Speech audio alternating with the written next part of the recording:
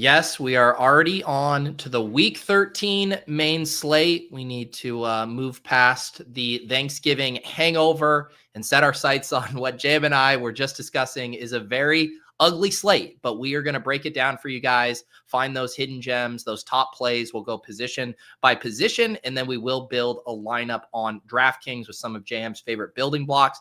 Then after JM, we have ShipMyMoney filling in for Uticow this week. Had ShipMyMoney on earlier this year, gave all kinds of great advice. So we'll be using the Run the Sims tools to find the best lineups and plays there as well.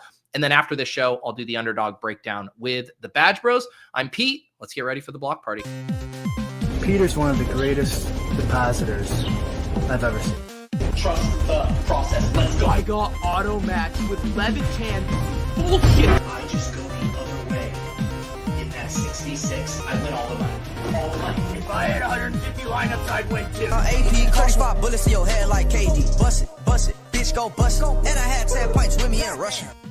Hey, everyone.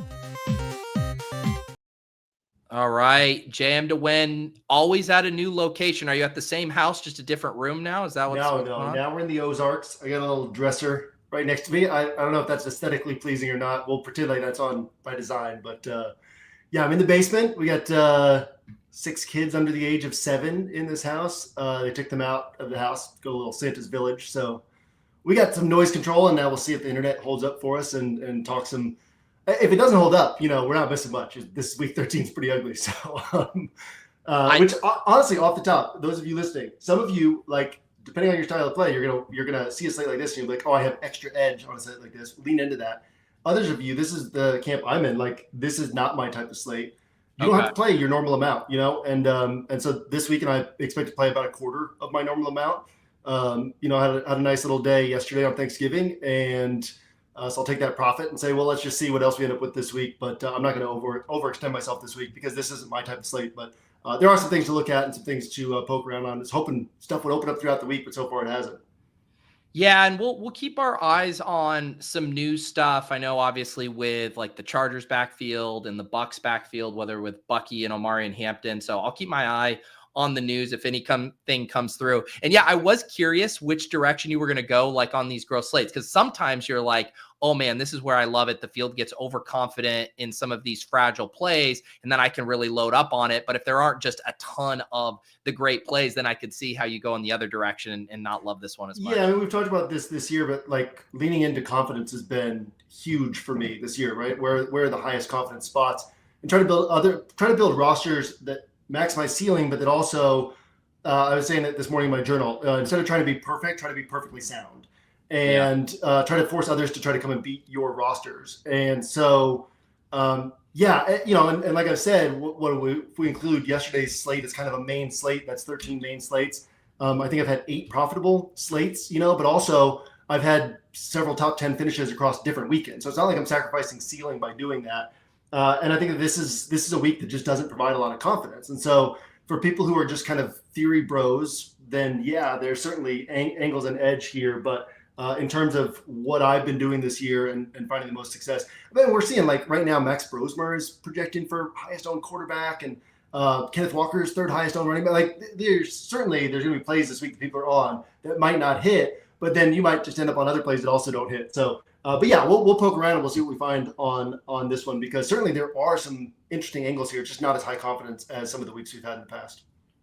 Yeah, and I can pull it up here. We'll get going with our usual slate breakdown, and I immediately noticed it when I was looking at the totals this week. I mean, yesterday hogged all of the totals there. We had 3 of them all over 48, 49, and then it's the absolute inverse on this slate here as I get it pulled up on the screen. I mean, you're going through, and if I look for a total over 45, Jam, it's Buffalo Bills and the Steelers. That's the only total right now, over 45. So this isn't us just saying, oh, it's a gross slate. No, objectively by the numbers, it's a gross slate. Yeah, and then even like the nature of some of the matchups, like, we know that the Rams offense will do well, but it's hard to see the Panthers kind of pushing back in that game. There's some other spots like that where it's like, like this offense could do well, but it doesn't match up with the price tag, or it's hard to see things push back, or you've got the Colts, but they're playing the Texans. You've got the 49ers, but they're playing the Browns. And so, yeah, the nature of this slate is really interesting. And certainly very little in terms of high confidence, but also I think that people, as we often say, right, people will still end up expressing too much confidence in certain spots. So there are places people are moving away from that we'll get to on this podcast that I think are probably pretty interesting places to look. And then some places that people aren't looking that really could pop off. I'll say one of those for the block today. But Pete, you forgot to ask before the show, so you'll get to be surprised by our block. I don't know that it's going to be a player that we're going to touch on. You'll ask about this guy in passing kind of throughout the podcast, I think, but I don't think we'll really hit deeply on this guy. But yeah, it's kind of that type of slate, right? Where it's like, where do we have some confidence that people aren't looking, or where is there something that's just as low confidence as what the field is doing, but the field isn't going in this direction? Yep. Yeah. And I guess, the other kind of macro thing that we always talk about, whether there's a bunch of games with high totals versus a bunch of game with low totals, where it's almost kind of counterintuitive in that, does it make you want to more load up on a single game being like, hey, most of these games are probably going to be bad. Let me get the one that's good. Or is it like, I don't want to load up on a game with a 45-point total because that doesn't feel good either? Yeah. I mean, it's kind of a mix of the two. For me, I would say I'd be looking for blocks that are high confidence.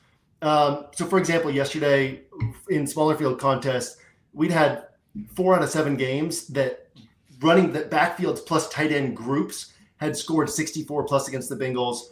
3 out of 7 games that running backs plus backfield plus tight end groups had scored 72 plus against the Bengals, right? So like I combine my Mahomes or Rashee Rice and CeeDee Lamb and Jamar Chase with Derrick Henry plus Keaton Mitchell plus Mark Andrews plus Isaiah Likely, right? And they ended up getting the low end of their possible run out, and that was still enough to get me in the top 10% of tournament fields, because it's just like a block of players on a slate where people are going to try to be perfect. And it's like, well, shoot, even if this fails, which it did, I'm still in good shape. And if it hits for 80 to 90 points, which it could have done, then I'm way ahead of the field. And so it doesn't necessarily have to be like an actual traditional stack, right? Quarterback and load up on the pass catcher and all that. But it's looking for like a concentrated offense where we know that the roles are going to be there, and basically saying like, if I can just collect points this week, then that puts me ahead of the field. And so, yeah, I think that's going to be part of the angle this week. We're going to get to quarterback in a moment, but like people are starting to move off of Jacoby Brissett. If Marvin Harrison Jr. is out, like that's a spot where we know that they're going to throw the ball against the Buccaneers. We apparently know that they're going to throw the ball to Michael Wilson quite a bit if Marvin Harrison Jr. is out. Trey McBride's so expensive that it's starting to become less plus EV to go there. And so there are spots where the field is starting to move away, and we can say, okay, we can express confidence here. Last week we talked about the AD Mitchell and John Mechie pairing. And obviously in our building block, or in our build, we threw Tyrod Taylor in there. But we also talked about how you could just isolate that block and say, here's my savings for the week, right? And obviously most of us thought AD Mitchell would be the one who hit, but if you went with the block instead of trying to pick and choose, you end up with Mechie as well. You got 24.7 points for 6.5K in salary and kept you on a really nice pace, right? Well, that one's in play again this week. And so it's going to be like that, like looking for places where there's sort of hidden confidence, and I can just sort of stair step my way up the field a little bit and then take those, because it's not going to be high confidence across the board. So sort of take those swings above that. So that might be stacks, it might be blocks, but just looking for little ways where I can get some high confidence this week in certain spots on my roster. Yeah, and we can transition to quarterback here in a second. I think another kind of spot that stands out to me, just because it has such a low total, but maybe some stuff where there's input volatility with this Titans-Jags game, 41.5. We saw Cam Ward play his best game of the season last week. You start to wonder, if Cam Ward plays well again, does this game have a little potential to be better than the total would indicate? Yeah, I mean, I think this game has dramatic potential to be better than the total indicates. And we know that projections are such a big part of people's processes at this point, and that a big part of projections is just what the total is, because, so much is baked into the total. But if we can look at this and say, well, yeah, Trevor Lawrence has been really inconsistent. They're not going to throw the ball a lot, but they should be able to run here in this matchup. And if Cam Ward in a spot where you can't really run against the Titans, it's interesting, right? The shift from, there's been a whole, if you've watched the games, there's been an evolution here where early in the season, we talked about Brian Callahan, like punting on 4th and 1 from the plus 47 yard line, right? It's like, what are you doing, right? Like, you guys aren't winning these games. Like, let's get aggressive here. And then Mike McCoy, when he took over, he was talking about like, well, we're still going to lean into the run game because the most important thing is developing Cam Ward. Apparently his perception around developing Cam Ward is not like, let him go out there and throw the ball. It's, oh, let's protect him. But over time, we've seen him get more and more aggressive, put more and more on Cam Ward's plate. Dike, who we've talked about throughout the season, I've not been on him on the right week a single time. But he's got 2 kick return touchdowns, right? We've talked about that double dip of Titans defense plus Dike. Yeah. I haven't actually landed on it. I played it twice. I haven't landed on it in a week where we got that double dip. But yeah, like they've got some stuff going on this offense. Gunnar Helm, Chigakonkwo.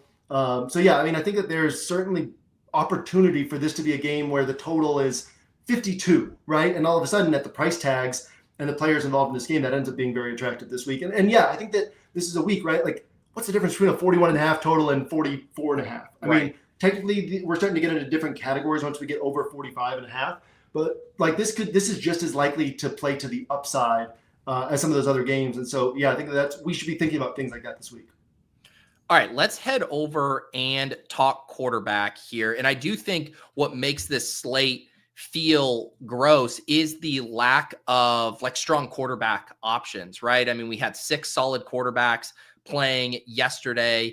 We have Hurts, playing today. And so that really leaves us at the high end. Josh Allen, of course, always in the mix to break the slate. But then you're quickly to Matthew Stafford, who we can talk about, Herbert, who's dealing with offensive line issues, and then Daniel Jones. I mean, if Daniel Jones is the 4th highest priced quarterback on the slate, we are kind of starved for options. So let's start up here at the high end. Does anything jump out to you up here?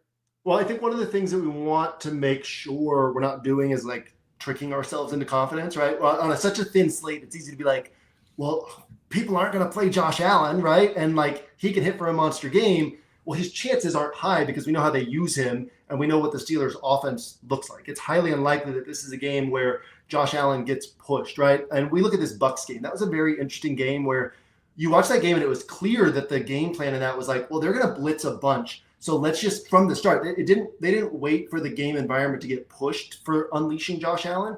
It was like, hey, the Bucks can score points and they're going to blitz a bunch. Let's just go crazy Josh Allen in this game, right? So he had the turnovers, he had the mistakes, he had the big plays, he had the crazy runs, the tight throws downfield. Like, I don't see that in this spot. We'll skip over Stafford for a second. With Herbert, I'm less concerned about the line against the Raiders and more concerned about how bad the Raiders are, right? And like, is Herbert going to be pushed? Is he getting over 20 DraftKings points in a game where the Chargers realistically should be able to control it? And then we get down to like Daniel Jones or Brock Purdy playing against Houston and Cleveland. I mean, It gets ugly pretty quickly, right, at the higher end. So one of the things that I've been thinking about really starting last night was like, do we want to just get the guys who we know are going to score points, right? Like JSN is way overpriced for our expected score in a game that we would against a good defense in a game that we expect Seattle to control. Puka is way overpriced for the score we expect from him in a game that we expect the Rams to control. Stafford's overpriced for the same things, but it's like, but we know Stafford's going to play well. We know that Puka's going to play well, right? And I hear people sometimes say, well, even if it's a blowout win, these guys get you those points on the way up. And I never look at things that way because really where we typically get the points is that like back and forth in the fourth quarter where things get crazy down the stretch. And that's really what we're looking for. And we're not going to get that in this game, but this could be the type of slate we're just saying the points that pile up on the way up might be worth it, right? And so guys like Stafford, guys like JSN, guys like Puka, where if we can save salary on a Gunnar Helm, if we can save salary on a 80 Mitchell plus John Mechie, or if you're in larger field tournaments, pick and choose between those guys. Well, now all of a sudden we start to say, well, maybe it's not about getting the ultimate ceiling on these higher priced guys. Maybe it's just about locking in the point. So I do think Stafford to Puka is in play on a slate like this. Even like this is the first week that I've had, maybe not first week, but first week since early in the season. Once Devontae Adams' role has really gotten established, this is the first week where I'm penciling him in as like a tier 1 play at wide receiver. So for those of you who are subscribers, like I've got my blue chips and my light blue chips, so this is below that. But then I get down to like the bonus plays and it's tier 1 and tier 2 at wide receiver. Like we know Devontae's ceiling is not that high because it's all touchdown based, not a lot of yards. But this is a week where it's like, well, if he gets the 23 points, the 25 points at his price tag, that actually might play pretty nicely where people are going to waddle, right? And it's like the Dolphins aren't throwing the ball. The Dolphins should be able to be in control of this game. And maybe Waddle only gets 16 points, but Devontae for a little bit more gets 23, 25. So yeah, I like Stafford, going back to quarterback, Stafford does fit into that bucket for me of like, well, he's not going to outproduce his salary, but just getting the points might be worthwhile this week. So Stafford's sort of in the mix for me. I would be totally fine with anybody going to Josh Allen if you're building the roster correctly and telling the story of how this game gets pushed. I'd be fine with going to Herbert. The problem is you've got a lot of things that need to break your way in terms of the game environment has to break your way, and then it's also hard to pick the right stacking partner with him on top of that. So there's multiple steps to get the math turning in your favor there. But on a week like this, I don't have strong arguments against Josh Allen, against Justin Herbert, but Stafford is the guy who I'm kind of drawn toward up here.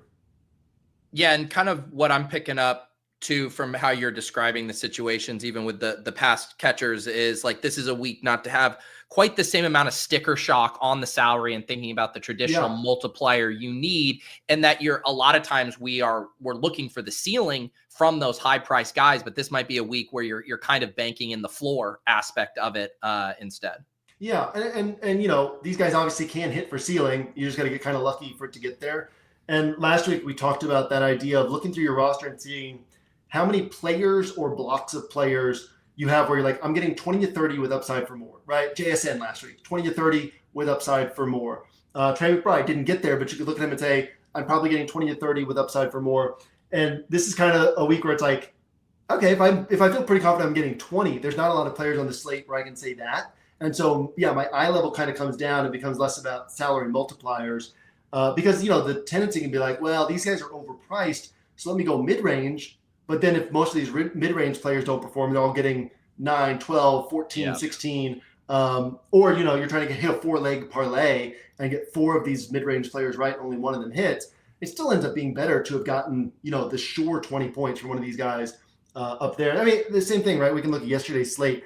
My starting point for my main roster was Mahomes and Rashee Rice. It was Jamar Chase, because that's where the highest confidence was. But it was like, well, who's the next player likeliest to score 20 points? To me, it was CeeDee Lamb, right? So I didn't put him on there thinking he's going to score 30 against the Chiefs. I put him on there saying, I get the salary. Who's the next player likeliest to score 20? You get CeeDee Lamb on, and then you get lucky with the 29-point score, right? And so I'm going to be looking for that this week. Is like, who's the guys I feel confident can get me 20, and then hope I get lucky with the bigger score than that.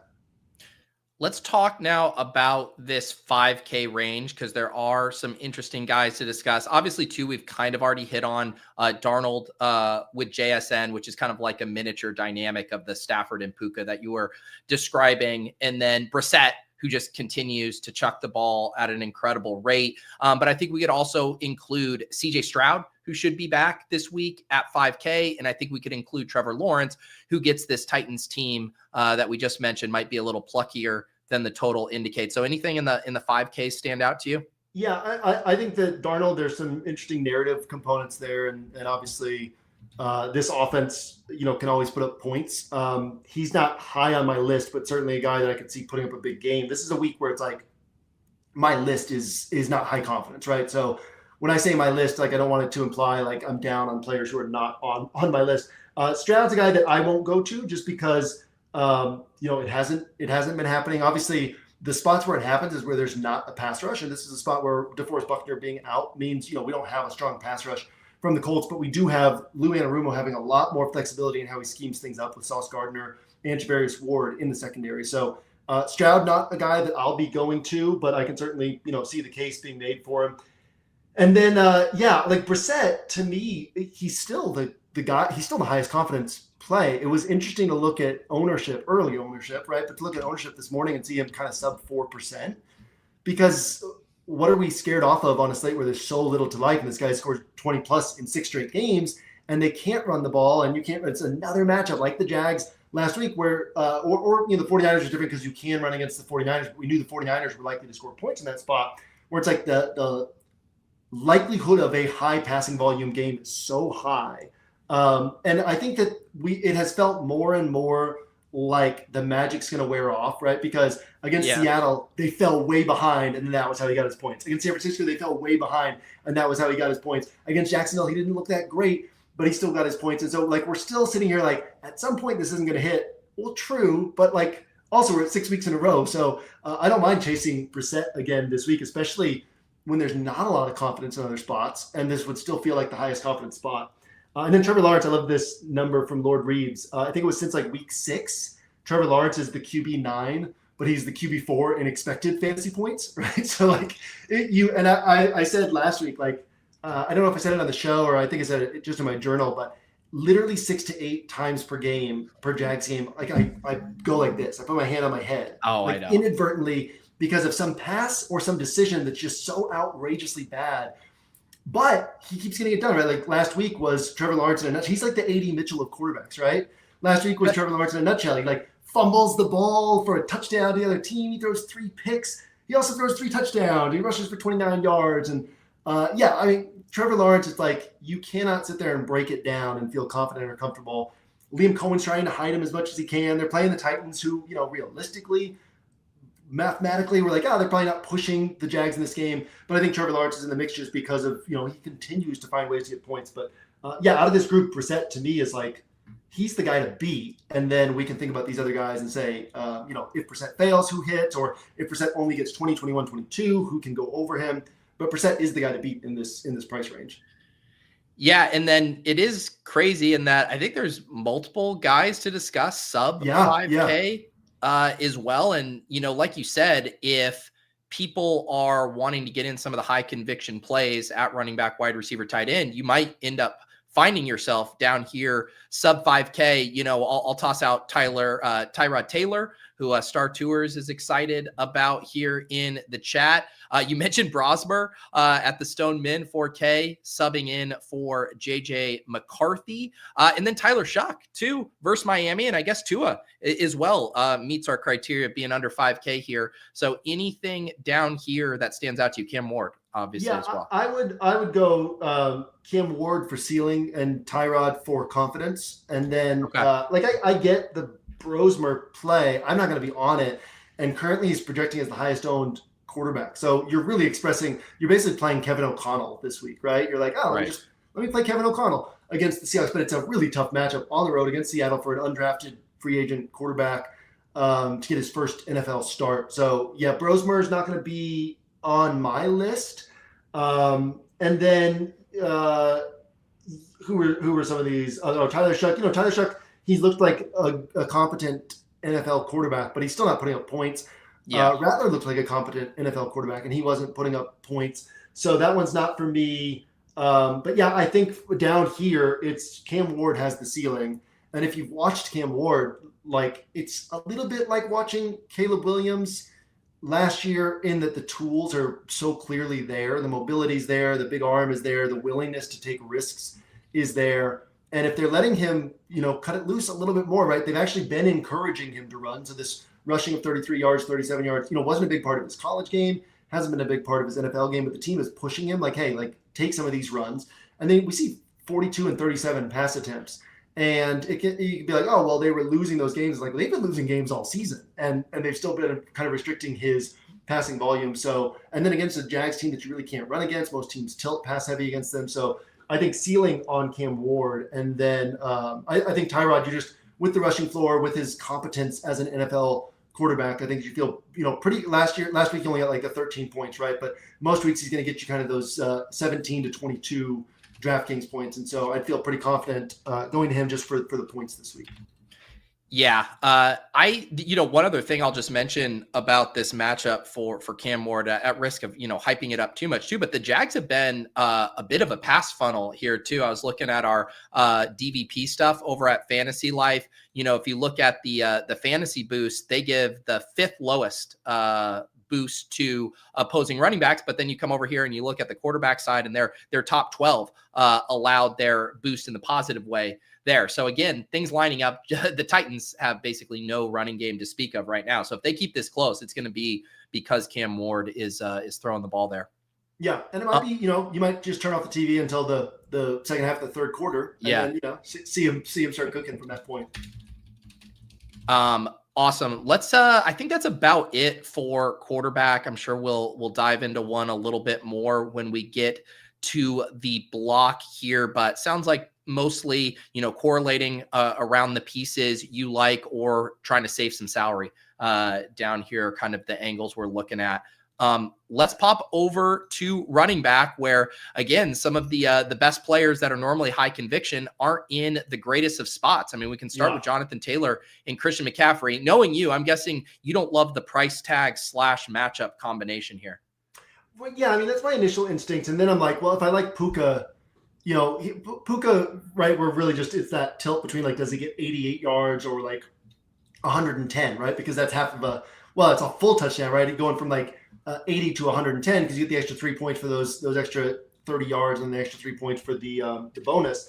And that's kind of the difference between him scoring like maybe 17 points or scoring 25 points, something like that. So yeah, JSN, like realistically, I look at Jonathan Taylor, CMC, and I'm like, I'm not paying this much for these guys.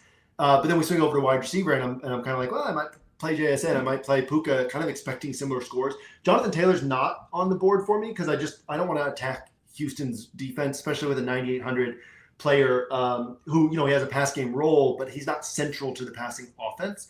CMC is so central to this offense that I'm still considering him, right? It's like, it's a pretty thin running back week, and we're going to see everybody flocking to Achane. And we can pull up Achane's game logs. I'm doing it over here on my end, but it's, he's got the 42-pointer against Buffalo, which was, predicated on a couple of really long runs. That's his game, right?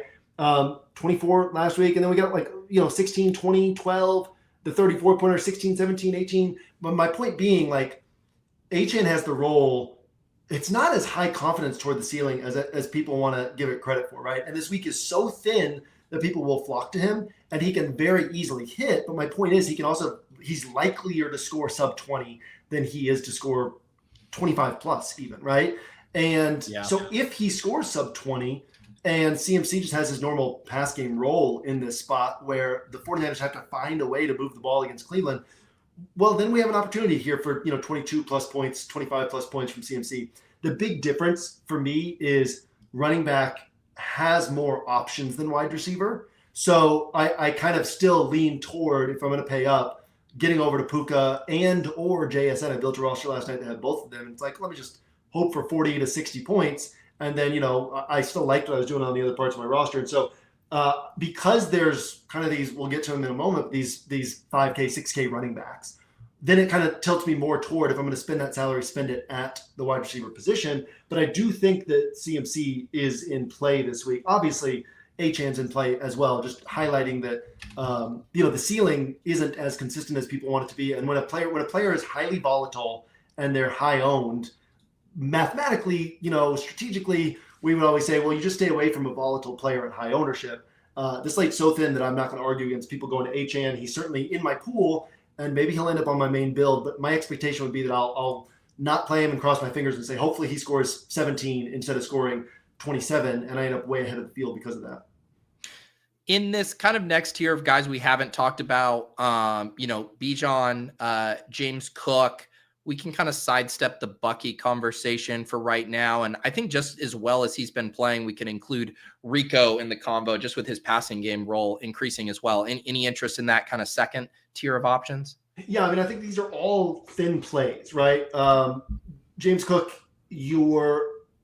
okay. So if we're saying, hey, where can we bet on confidence, right? Which I'm just in such a rhythm of doing, it's hard for me to get to these plays because you're basically with James Cook, you're saying maybe he breaks off one or two long runs. Same thing we're saying with Achane, but maybe he does, right? Bijan, it's tough because last week with Cousins under center, they were basically like, hey, let's just really, and no Drake London. They're like, let's really lean into the run in a game that we think we can control. Well, we have the same exact setup, right?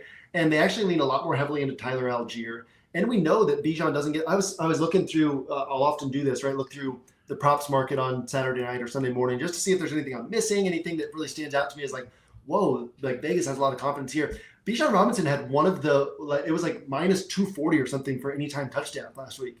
And I'm like, what are you guys seeing?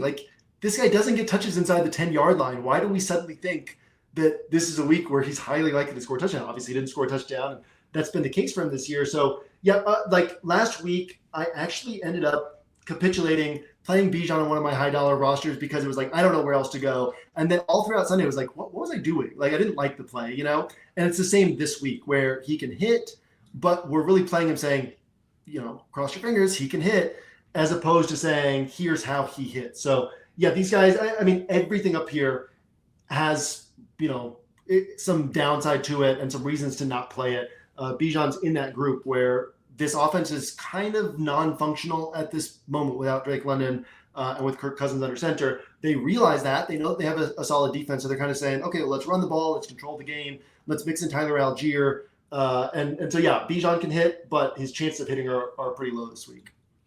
Yep. I think the next kind of tier that's actually going to get played a good bit is more in this kind of 6K range here as far as looking at some ownership stuff. Breece Hall at 6K looks like he's going to be popular, and Ashton Jeanty at 6,400. Thoughts on those two guys?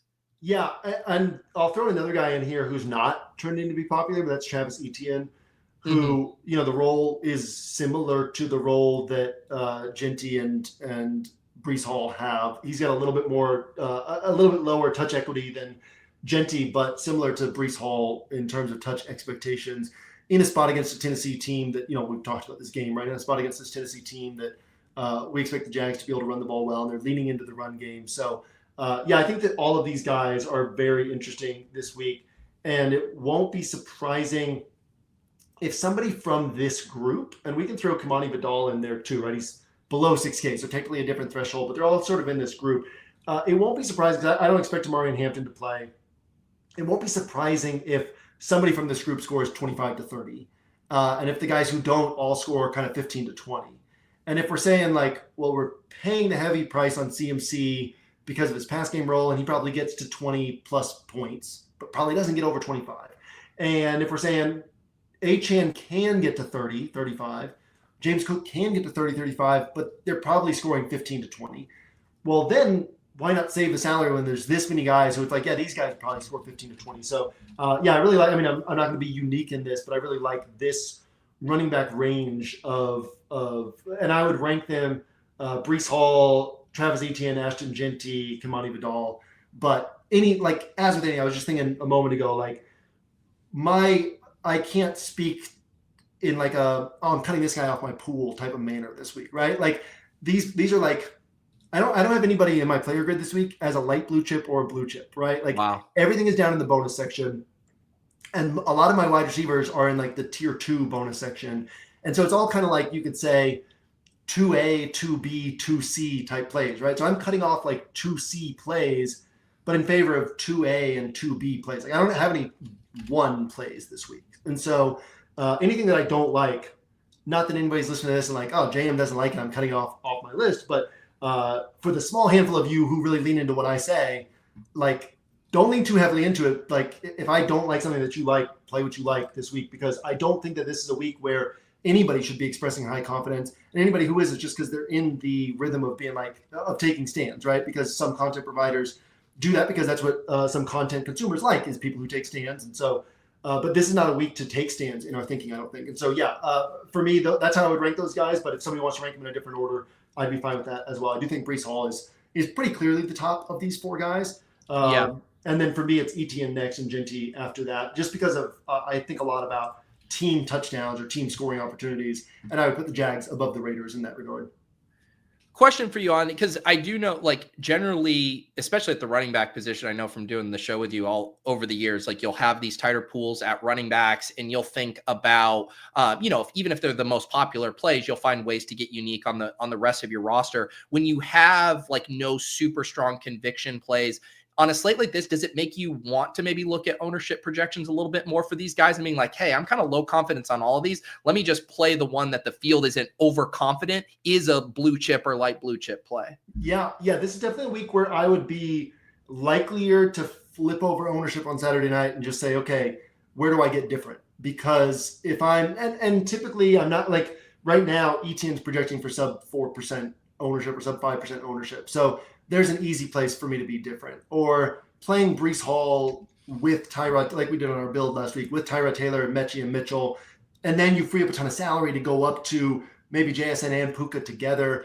That's another way to get different. And so there are ways to get different, playing plays that you like always. But I think that this is a week where in places, if I were to land on a roster that's Breece Hall and Jeanty and Brosmer, and, then I would have to look at that and be well, I don't have confidence in this. So let me scrap this roster and just say, where are there some low-owned plays that can hit this week? So, I'm with you on that. I do think that with Brissett, currently it's Friday, but with Brissett and Michael Wilson trending toward going kind of overlooked this week, with Etienne trending toward going kind of overlooked this week, with some of these larger, more comprehensive stacks, like I said, the full jet stack always going overlooked because people don't go as all in as they should. I'll still be different enough without having to do that. But I've certainly had weeks like that on weeks like this, where it's like, let me just look at ownership and do something different from the field on this particular week. Let's if let's say both Bucky and let's say Omari and Hampton, if he does play, obviously I'm going to assume that would put you off of Vidal, but would you have any interest in Bucky or Hampton if they go? No. We've seen the Bucks ease Chris Godwin in. I would expect them to do the same thing with Bucky Irving. Also, he's been this run offense, right? Not necessarily just Bucky Irving, but he's been horrible this year. He has a big game, 29.5 points where he's at the 5 catches and 100 yards through the air. That makes up for a lot of problems, right? But like this has been since Liam Cohen left, this has been a very bad run game this year. And Bucky Irving, we've talked about this, but we go back to last year. He's not a guy who's been putting up over 20 points consistently. Like the people fell in love with him last year because he was cheap and we were all playing him and he was putting up scores consistently. And then he started getting his price bumped up and the price tag started to not match the production. We've had this with backs over the years. Kenneth Walker is another one where people kind of fall in love with the guy and don't necessarily register how rarely they're going to hit for a huge game. So yeah, in this spot, like Bucky's not on my list. Early in the week, I put him down as like, in my journal, I was saying like, let's just look for high confidence plays. I was like, Bucky could fall into that category as just a high confidence play if he comes back. But then I start realizing like and again, like from that standpoint, if we knew he was playing all the snaps, then we just say, well, 20 points is valuable this week. And then Bucky would fall into that category. But I don't think he's going to get all the snaps on top of that. So I don't need to take, if I'm just playing him for 20 points and crossing my fingers and hoping for an outlier upside game, I don't need to do that if I also have concerns about his workload. So for me, Bucky would be a no. For me, Omari and Hampton would be a no. These guys coming off of layoffs, I think that we're going to see them have huge roles right away. And the Bucks have kind of alluded to that they're going to ease Bucky in the same way that they've eased Chris Godwin in. So for me, he won't be on my list if he's active this week. Any other kind of off the board plays? I'll toss a few names out. Devin Neal at 5K stepping in for Kamara. Jaylen Warren versus Buffalo defense that continues to get shredded on the ground. Anything else of interest to you there? Yeah, what would be cool is if Jaylen Warren, I never want to wish injury on anyone. So let's say Jaylen Warren just decided he had too much turkey for Thanksgiving and had to just, take this game off. And Kenneth Gainwell, because really what you want against Buffalo is these north-south runners. And, Warren has a little bit more like to his game, like a little bit more wiggle and vision as he's cutting through the hole, which with Buffalo, you just need somebody who's just going to get downhill, right? Because sometimes those holes stay open long enough that you can hit these big plays, and Gainwell would be likely to take advantage of that. I was playing around with these running backs last night. I don't think I'm going to get there, but I can certainly see the case for them. Devin Neal, yeah, like he's still in the split backfield. The other back is Taysom Hill, who actually had more carries than him last week. Somehow Taysom Hill has 3 catches all season. It's like this new coaching staff doesn't quite know what to do with him. So they're like, well, we've seen that he runs the ball, so let's just put him back there and do that. This is a week where you could be like, man, what if they just unlock Taysom Hill, right? These big what-if questions. And so I think, he's in play as a running back who costs 2.7K at the tight end position. But Devin Neal had the 5 catches last week. And I think that he's a good pass-catching back. That was part of his profile in college. Yeah, like I think Devin Neal is very much in the mix this week in a spot against Miami where, Miami's gotten a lot better against the run, a lot better on defense. But, that actually kind of helps us because then maybe they have to throw the ball a little bit more, dump it off to the running back. So, the touchdown equity is not high. We haven't been playing Kamara at a similar price tag, but I think Devin Neal on a week like this is certainly in the mix, right? Kind of lower down the list, but certainly worth thinking about this week. Yep. Any other names you want to mention, or is that about it for the running back position? Yeah, I think that's about. I mean, like I said, it's these like 5.7 to 6.4K running backs, and then decide what you want to do with the ceiling on James Cook, Achane, Bijan, or the floor on CMC. But I'm probably going to end up sort of in that 5.7 to 6.4K, 6.5K range myself, right? Like maybe Etienne and Breece Hall or Breece Hall and somebody else this week. Let's also, before we start to dive into wide receiver, let's mention some of the Black Friday sales you guys got running this week over at 1 Week Season. It might do my eyes deceive me. 80 off Black Friday sale here, JM. Yep, your eyes do not deceive you. 80% off rest of season. So if you play playoff DFS, that gives you these last 6 weeks plus 4 weeks of playoffs, so 10 weeks at like $4.60 a week. And then again, I want to keep shouting out the Bink machine. If you're a hand builder, like I keep saying it, there's so much value in using an optimizer as a hand builder. So we've continued to give sort of opportunities to get into the Bink machine for cheaper prices this year, so that hand builders can get a chance to use it, right? So if you're playing the next 10 weeks of DFS, that's $1.90 a week. It's a pretty small cost just to be able to mess around with an optimizer and see if it can help your hand build process as well. So yeah, $19 Bink machine, no code on that. Black Friday 25 is the code on the inner circle, and you'll see that on the site as well. But hop in, hang out with us for the rest of the season. Yeah, I believe you said this. I want to say it was like last year on this slate too, that this is definitely a good slate to outwork your opponents. You know, everybody's busy, everybody's traveling, everybody's behind. I mean, normally on a Friday morning, I have a bunch of podcasts to listen to, you know, doing some prep for the slate, and it was just empty. It was barren today, which makes sense. You know, we're coming off of Thanksgiving, so yeah, take advantage of all of the content up on 1 week season and get prepared for this slate.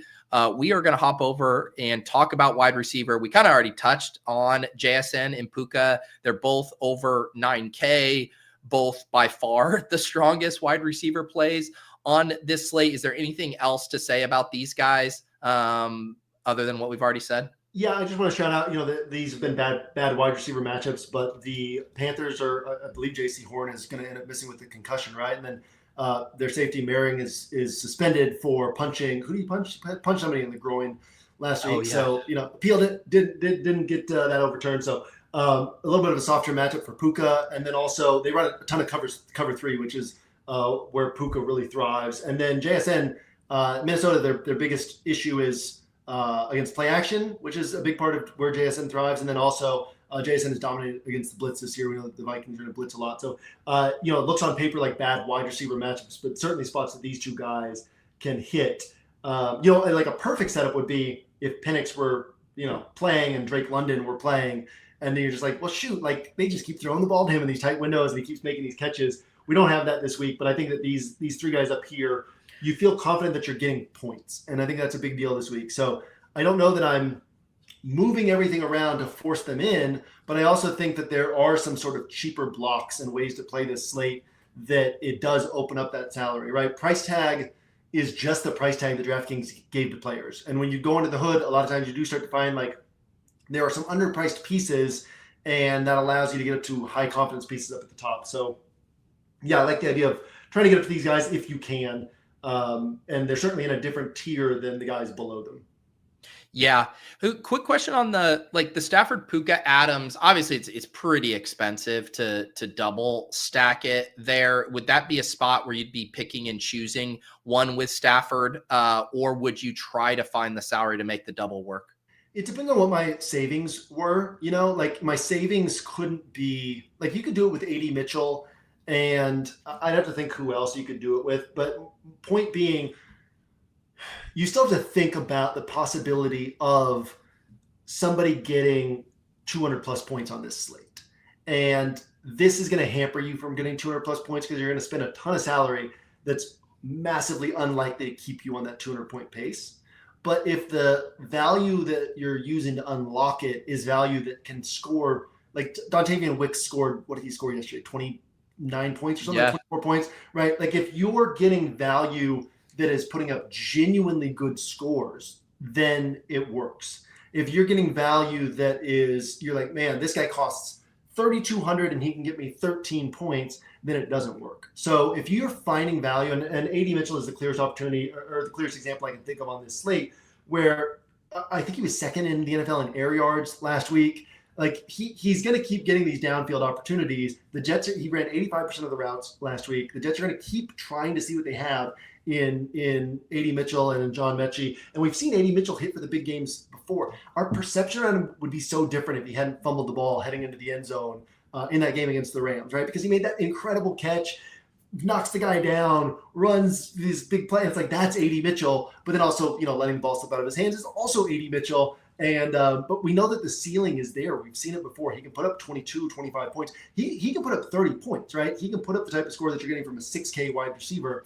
So yeah, if you're unlocking a couple guys that can put up legitimately high scores, you actually can play the full Stafford, Puka, Devontae stack and say, I'm just getting points here. And now my bet isn't, you're not betting that wins you the tournament. What you're betting on is I'm just getting I'm getting 60 to 70 points here. Maybe I get lucky and get 75 to 80, and I'm still overpaying for it. But in overpaying for it, I'm also getting some other guys who can score 25 plus at the low ends of the price range. That all of a sudden unlocks you towards tournament win. So I don't mind that at all, as long as you're building it the right way. Let's talk about these wide receivers in the 6K range, because there are some interesting names here. You know, I'll toss out Waddle, Nico, Ladd, Tetaroya. Do you have a favorite of those? Not Ladd and not Tetaroya McMillan, right? Because Tetaroya McMillan, you're relying on Bryce Young. He's done it once, but once all season, you know? And it's against the Rams, so I don't want to go there, and especially at kind of high-ish ownership. Ladd, you're still competing against these other pass catchers in this offense in a game that we don't expect to be high volume, right? I mean, 4, 6, 7 targets for a guy who costs 6,300. Now, we know that can suddenly spike to like 11, 12, 13 targets in the game, but I just that's not the way that I'm going to be playing this game. And so you guys, if you're watching this, you probably watched me enough to know, especially if you're watching this day after Thanksgiving, weekend after Thanksgiving, like I'm looking at game environment and how I expect the points to pile up, as opposed to just saying, hey, Ladd McConkey's a good wide receiver, you know, and a good matchup. And so it's hard for me to see this, or at least the picture I'm painting is not that this game goes in a direction where the Chargers are having to throw a bunch. If you want to paint that picture, then paint that picture. But that's not the picture I'm going to be painting this week. And then, yeah, I would say Waddle, you know, we look at Waddle, his usage is off the charts on like a per pass basis, but they're not throwing the ball a lot. They're hiding Tua, funny because he, you know, is costing $55 million a year, as is Trevor Lawrence. And so they're hiding Tua. And so we've got 7, 7, and 9 targets. It's hard for Waddle to justify this price tag, but if you want to kind of lean into what we're saying with Puka and Devontae and be like, well, you're getting points. You are getting points here, right? You got a pretty good shot at 15 plus points from Waddle, and there is that pathway to him getting 23 to 26 DraftKings points. So it's not a bad play. It's not a play that I'm prioritizing this week. He's in my player pool. He's going to be in the player grid, but he's not a guy that I'm going out of my way to play. He's in that like bonus section, tier 2 wide receivers, which is where a lot of the wide receivers are, to be fair. Nico, I've been kind of back and forth on because we don't have a big sample with Sauce Gardner and Javarius Ward on this Colts defense. And so I want to respect how good this secondary is while also not overrating how good the secondary is, you know? So I think Nico's very much in the mix. I think the downside is extreme, but in terms of who's likeliest to post 25 to 30, it's also Nico from this group. So it's kind of the home run swing on Nico. I think we just have to acknowledge that these season-long numbers aren't what we're paying attention to when we look at this matchup. And the downside is certainly there, but the upside is there as well. So he's worth paying attention to. Yep. Sub 6K, I assume Michael Wilson is on your radar if you're into Brissett again. Yeah. And I ate a big L on Michael Wilson last week. And I talked about this in my journal in that I was basically saying like my goal last week was to get up to JSN plus Jahmyr Gibbs. Well, that worked, right?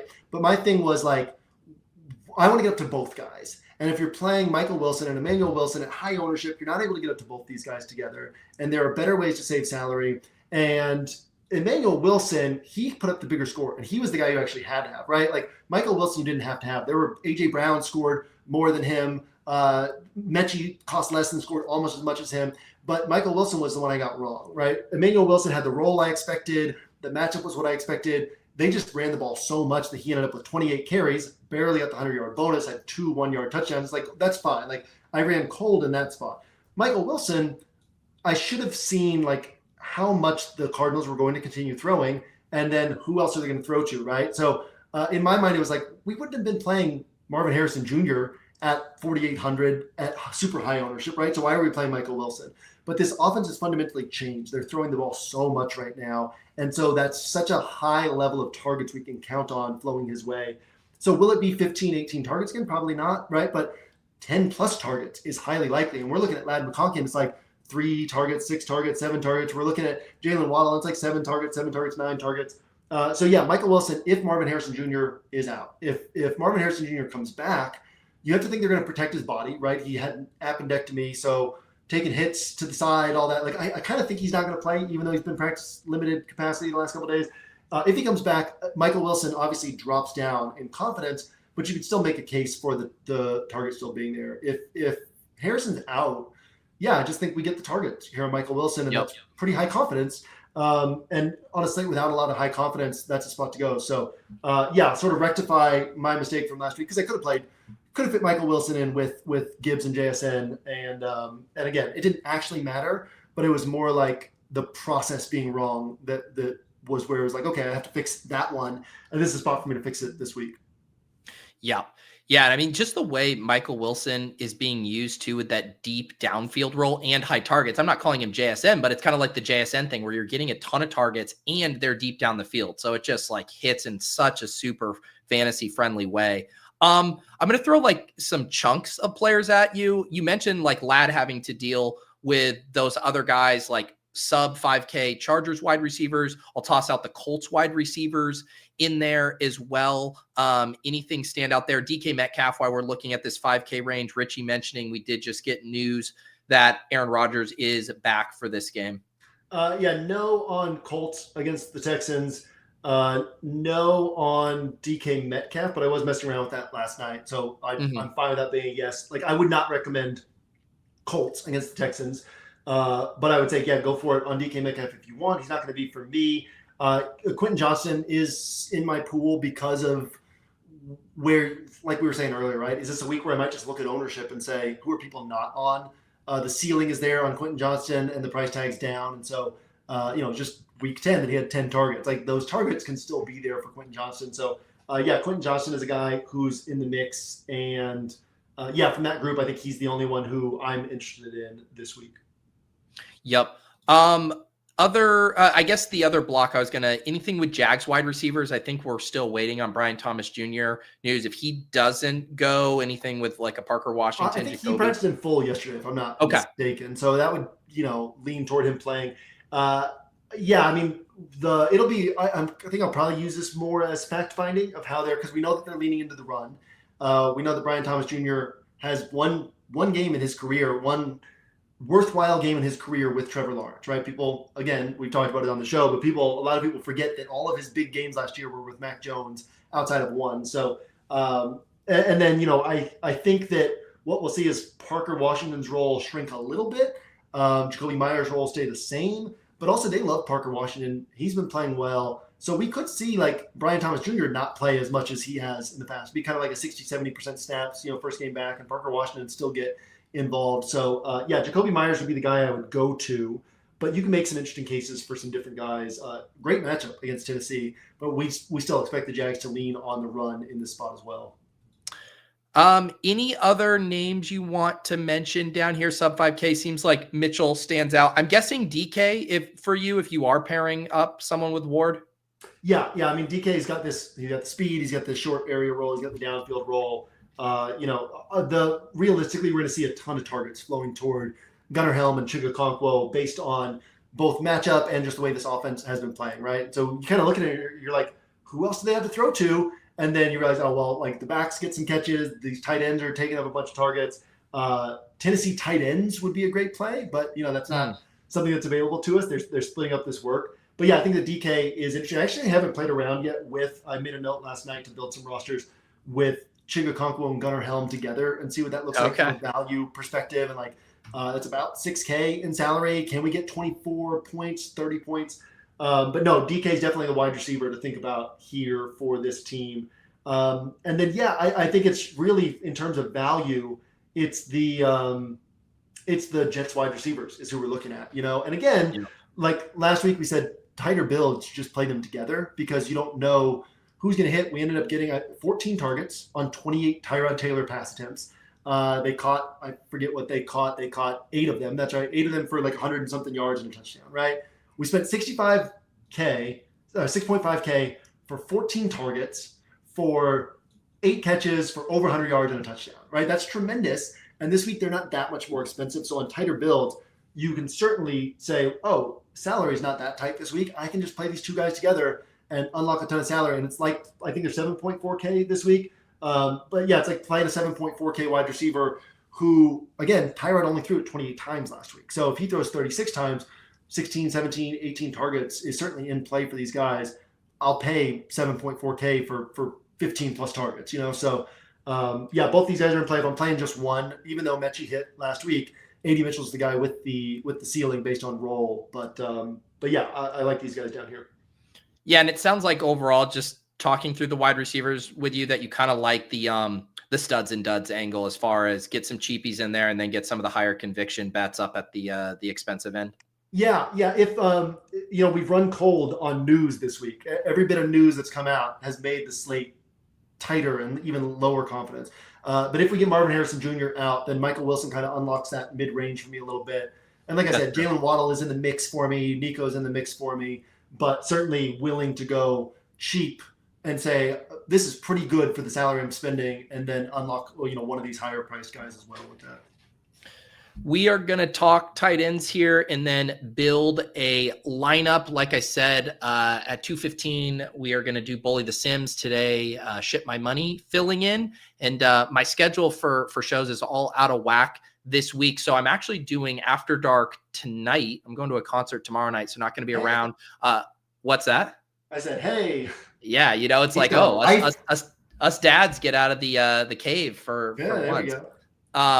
But yeah, I'm going to do it bash style. So I've been doing that where YouTube members hop on, we can draft some teams and shoot the shit. So that'll be tonight at 8, and then I'll have the cram as usual Sunday morning there. And like JM said, maybe we get some more news that clarifies things. If you guys want kind of last minute thoughts, that is the show to be. People want to know, who are you seeing in concert? I'm going to see Dijon.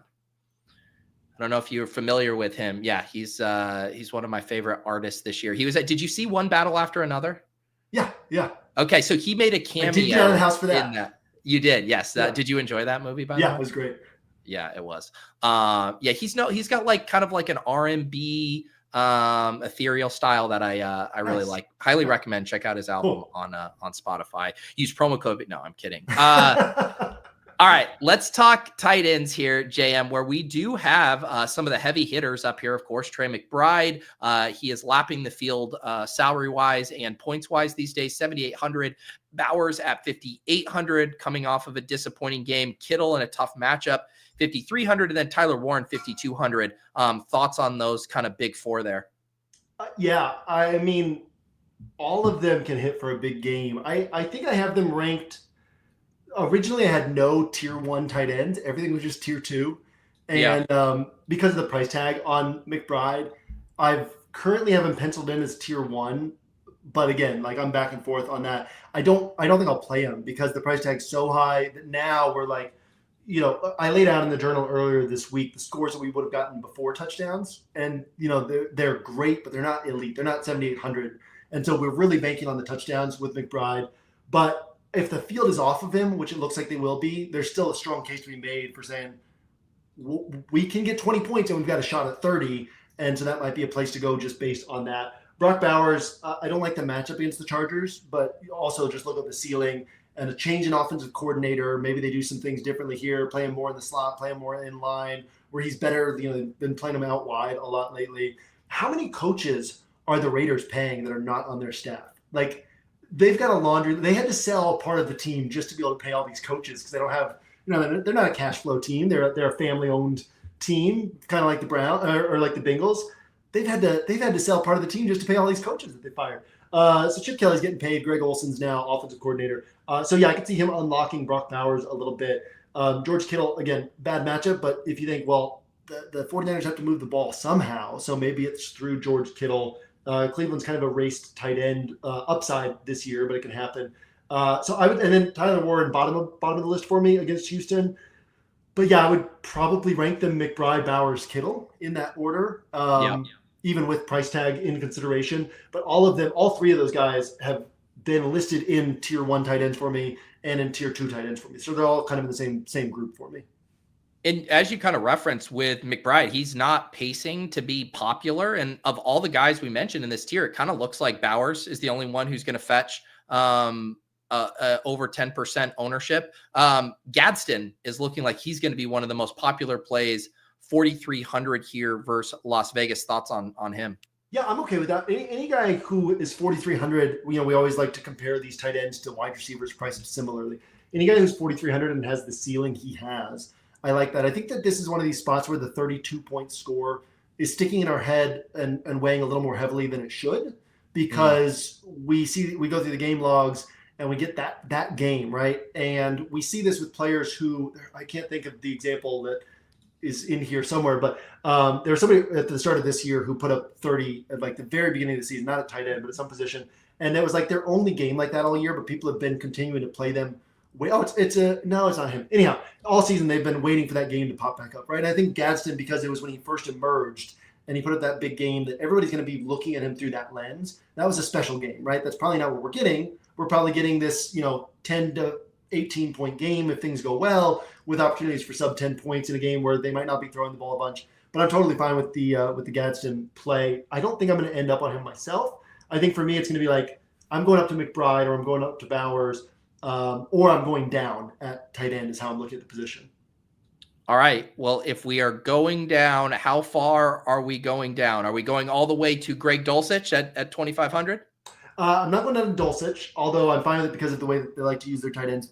He's not being emphasized in the offense the same way that Darren Waller was. Darren Waller might be coming back this week and taking some snaps again. He had a little break, get a little bit more wrapping in, and now coming back to the football field. But Dalton Schultz mentioned these Tennessee tight ends, and that's about it. But I think that those three guys are very viable. And Gunnar Helm, I think, is a player that people maybe don't think about enough. He's good. Like, he's got great hands. He's good in the open field, and he's out there and he's getting targets. And so we see the 7 targets, 5 targets his last 2 games. If you scroll down, it's kind of been in this range of targets. But yeah, this is like he's got a real role in this offense and they're throwing the ball more. So I think Gunnar Helm is interesting at only 2,700. I think Dalton Schultz is interesting. And then, if we want to go a little bit more expensive, there's ceiling on Dalton Kincaid. There's floor on Juwan Johnson. So there's different ways we can go here. I know the field is going to look at Kyle Pitts this week. He won't be for me, but you can certainly make a case there. But this has been an interesting season where tight end has been a little bit more like, I'm playing 2 of these guys this week, right? Pretty consistently. Yeah. That's been my answer. This week is not going to be like that, I don't expect. But unless I play, again, like I said, I'm going to mess around with these 2 Titans tight ends together and see what that looks like and see what my expectation for points might be with these guys played together. But tight ends a little bit more thin, a little bit more in line with what we've had in the past, in past years, but not awful, right? So for me, I'm looking kind of up at the top or down at the bottom this week. Just once to kind of put a bow on it, because we didn't really talk about the Falcons much. You mentioned London being out, I guess, kind of half circling back to Mooney, and then also mentioning Kyle Pitts in this conversation. Any interest in them opposite the Jets? No, I just don't see the offense doing well. I bet the under in their game last week. If I were in a state with betting, which actually I'm in Missouri right now, so betting goes live in like 2 days, 3 days. But if I were in a state with betting, I'd probably bet the under on this one as well. It's just the Falcons recognize what they have right now on offense, and they're calling their game to what they have on offense. And so it's just they're kind of trying to play a lower scoring game, right? Say, hey, we've got a good defense, and we've got Kirk Cousins under center. We don't have Drake London. Let's call our games to that. And so it's harder for me to get excited about it. So something can happen. Again, this is a week where you could either decide to just like play rosters where you're like, hey, this could happen. Or you could say, all right, what's likeliest, and let other people chase things that could happen. And let me just hope I finish up near the top of the tournament. And maybe even things break my way and I finish all the way at the top. So I'll lean more that direction. But certainly you could take the Falcons and say things could happen on this offense. You could build a roster that way. All right, Jam, it is time to see what a week 13 lineup looks like. We clearly have some ideas here. We're going to get ready to build a lineup. If you guys are watching live, appreciate you guys making time here on your Friday after Thanksgiving. Always helpful if you hit that like button. If you're new, subscribe. Jam and I are here every Friday at 1 p.m. Eastern. I actually need to talk to you about next week, Jam, because I'm traveling. So I'll make a note of that. We can figure out some kind of an alternative depending on your schedule. And yeah, subscribe to the channel. We have the portfolio review on Mondays as well. If you guys want to see the fallout from the slate, going through all of the lineups, seeing what worked, I do that show Mondays at 10 a.m. But without further ado, let's get ready to build a team.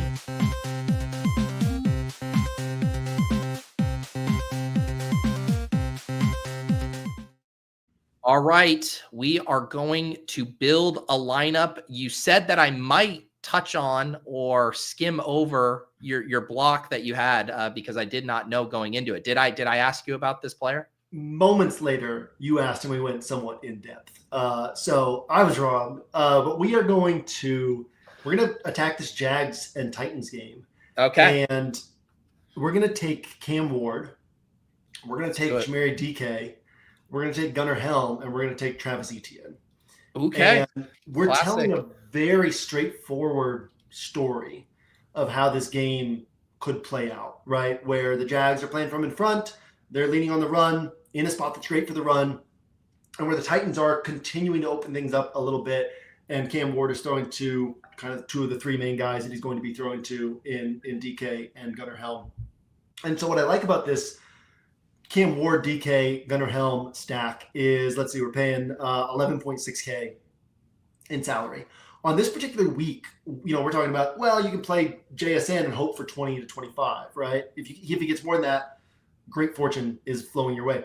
But that's not what you're expecting, right? Well, we can pay 11.6K, and it's like, man, if they just score 30, that's pretty good on a week like this. But they can score 45, right? They can keep you on that 200-point pace. And more importantly, there are runouts here where they end up scoring 50, 53, 55, right?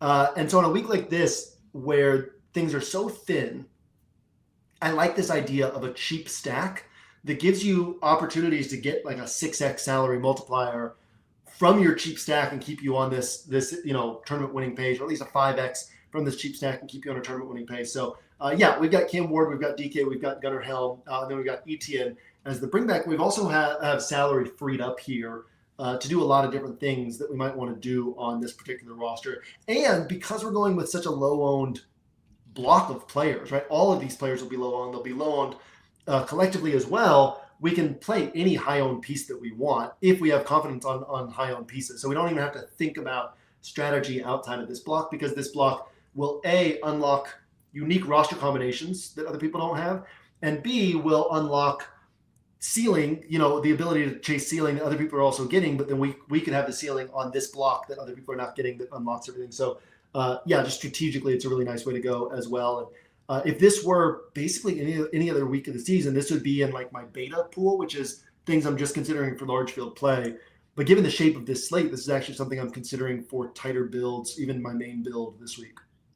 I like it. And you can see, if you guys are watching on screen, even with these 4 players in, we still are averaging 63.80 for the rest of this. So we're going to be able to get in some really nice plays. Do you want to put in defense now too? Let's flip into defense. Where are you going on defense this week? Because that was the last thing I got to, like Tuesday as I was opening up the slate. And it was like, well, at least defense is going to have a lot of options because the slate's so thin. And then you get to defense and you're like, I really don't, because, you got Houston, but they're playing against Indianapolis on the road. You've got Cleveland, but they're playing against San Francisco.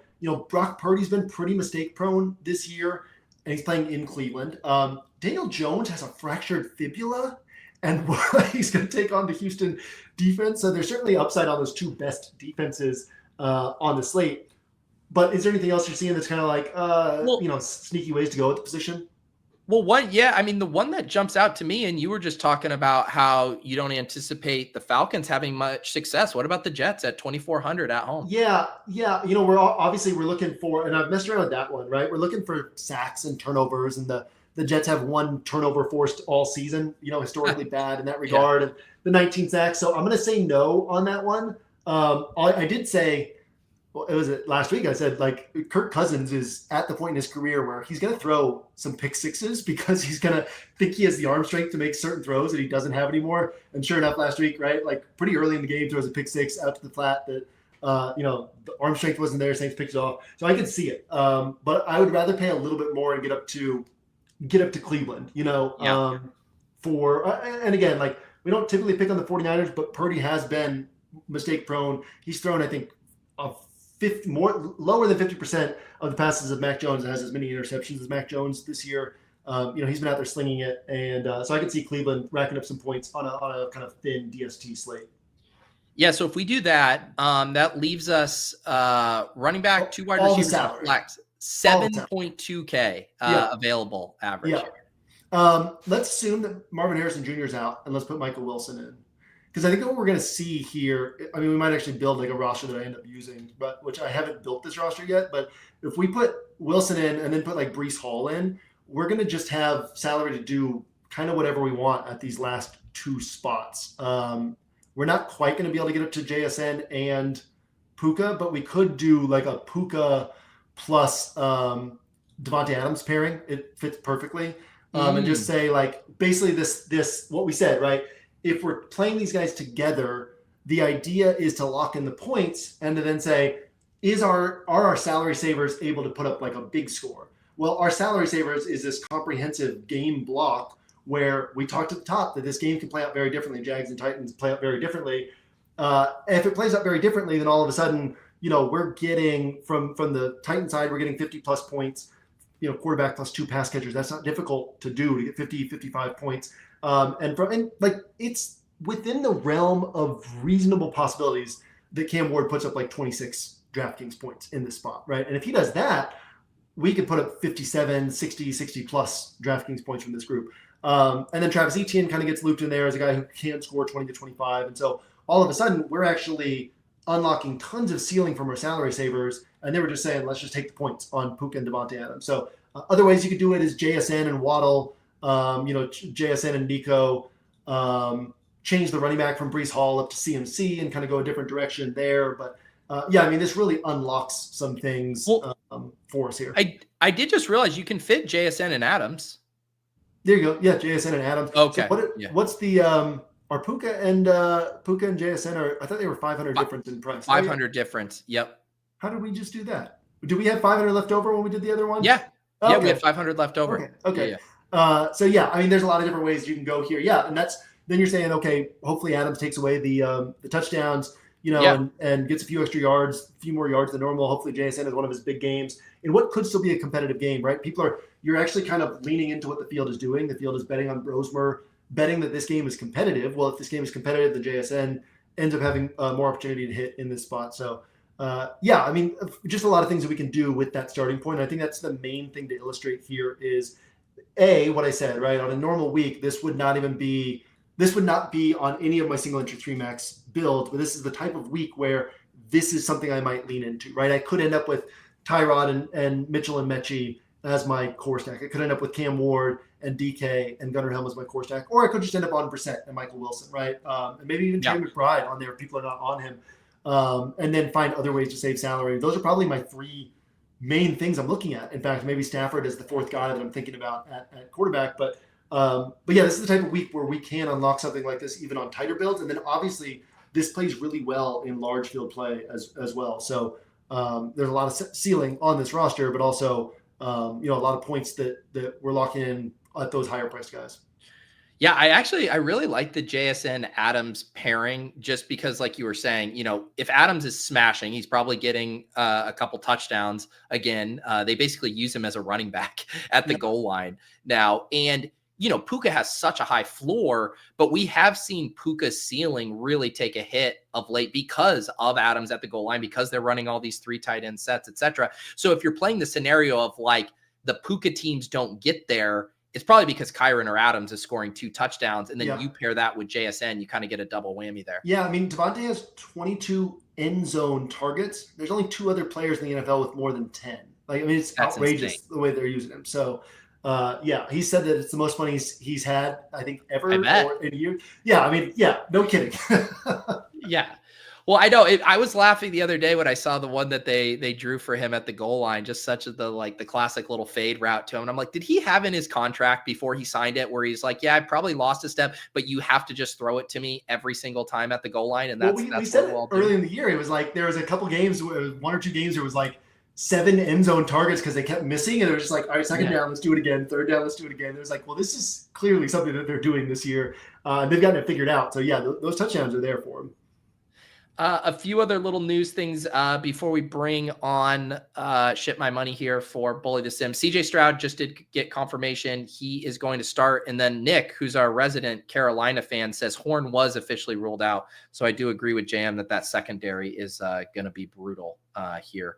JM, appreciate you making time for the show. Back-to-back weeks amid your travels. Any other final words here for the people? No, hit me up about next week. We'll figure out schedule. I'll be around. I'll be flexible, so we can do whatever we need to do. And yeah, go check out 1 week season and see if it's for you. Again, if it's not, shoot us an email. We'll shoot you a refund. So pretty low risk. All right. Sounds good here, JM. We will catch you here next time on the Block Party. And like I said, I am going to shoot you a message and we'll figure out for next week. But until then, my friend, we'll catch you later.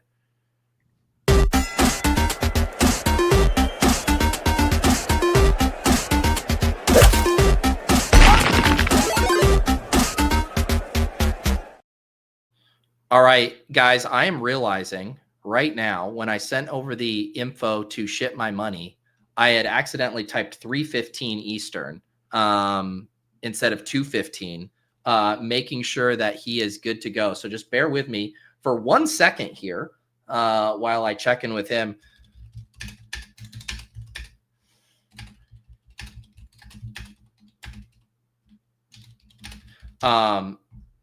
And then we'll get you guys squared away here. We can also mess with some other lineup builds. I can even head into the Sims here as we get going. Like I said, I'm going to have the show with John and Nez immediately following this. Going to go through the underdog slate. I did, for you guys that are YouTube members, I did drop my gems for the slate there. Looking at players who are going to be less than 30% owned on underdog. So you guys can check that out. Normally do those on Thursdays, but was delayed. So got that up this morning. Ollie wants me to hop at a UD draft in the meantime. Let me try to get the bat signal here on Ship My Money in a second. Let's I'm going to pull up the Sims. I had actually just run them right before I said goodbye to JM there to get ready for this. So I'll get this up here on the screen. Interesting to see Herbert as the top Sim lineup right here. Herbert, Keenan Allen, Gadsden. Both of these Herbert teams are up at the top for looking at highest EV. And then I mentioned for the settings that I like running, I did like 3,000 lineups here on Run the Sims. I do the size of the field contest about 3K. You know, I'm typically playing in the stuff between 3 to 7K. You know, the spy, the red zone, those are 4,500. So I like that. And then do like 2,000 Sims here. I never, ever since kind of talking to Brick and the crew over there, I haven't been forcing any stacks. It's kind of fun to just see what bubbles up to the top naturally. And, you know, sometimes you'll notice some weird stuff, you know, a naked lineup here or there. But for the most part, you'll see the Sims, you know, like the correlated lineup. So you don't really necessarily need to do it. And then you can kind of start to see kind of the spread on some different quarterbacks and how you might play them. Like looking at these CJ Stroud lineups, and there's 4 of them here in the top. One's a double stack. Here's a Jaden Higgins, Nico. One's a triple stack. Here is a Higgins, Nico, Schultz. And then there's a skinny stack as well up here, CJ Stroud to just Nico Collins. So I always find that interesting as well. You know, the Sims, you know, from an EV perspective, liking almost all of those lineups similarly, despite, you know, different levels of correlation there. The other guy who is showing up in the Sims here is Tyler Shuck. Tyler Shuck here with Olave and Juwan, and in both of these, I guess the tricky thing with Olave is he was downgraded in yesterday's practice, which is kind of concerning as far as for his availability. It's actually been one of the spots I was looking at on Underdog. It looks like he has back spasms, and he's officially day to day with that. So it'll be interesting to see if he gets in a practice today. I think without Shuck, without Olave, those Shuck things become very untenable. I mean, I guess you could go to Vele, but you start to just worry about the overall offensive upside. It's nice to have, one guy in there that you like. What's up here? Jewish McCaffrey. Pete, any takes on the Bears and Eagles? Bears and Eagles. Is Devonta Smith playing? Is he off the injury report here? I mean, the Eagles games have just been so slow paced that they haven't been super fun for fantasy. I think we could see some more of the breakout from Monangai, which I think would be fun. But to be completely honest, JM, I've basically completely ignored this game. I had all of my focus on the Thanksgiving slate up until last night. And then the second I woke up this morning, I've been focusing entirely on the main slate. And I just have completely not paid attention to that game. LED saying Saquon probably going to smash with the Bears linebackers out. Yeah, I don't know. Barkley's definitely been looking rough this year. I apologize, guys, that you're stuck with me right now here as far as on the Bully the Sim show. I had just my typo to ship my money for the time to start. So hopefully he sees this and can jump on shortly. But I'm happy to keep looking through some of these lineups, messing around with sim stuff. If you guys have any suggestions, I mean, one of the fun things that you can do with the Sims, we can go in, we can adjust the ownership, we can fiddle with some stuff. So if there's, some ownership spots that you guys want to mess with or some input volatility spots, feel free to just drop them in the chat, and I'm happy to adjust it and then rerun stuff and see if anything noticeable is popping out.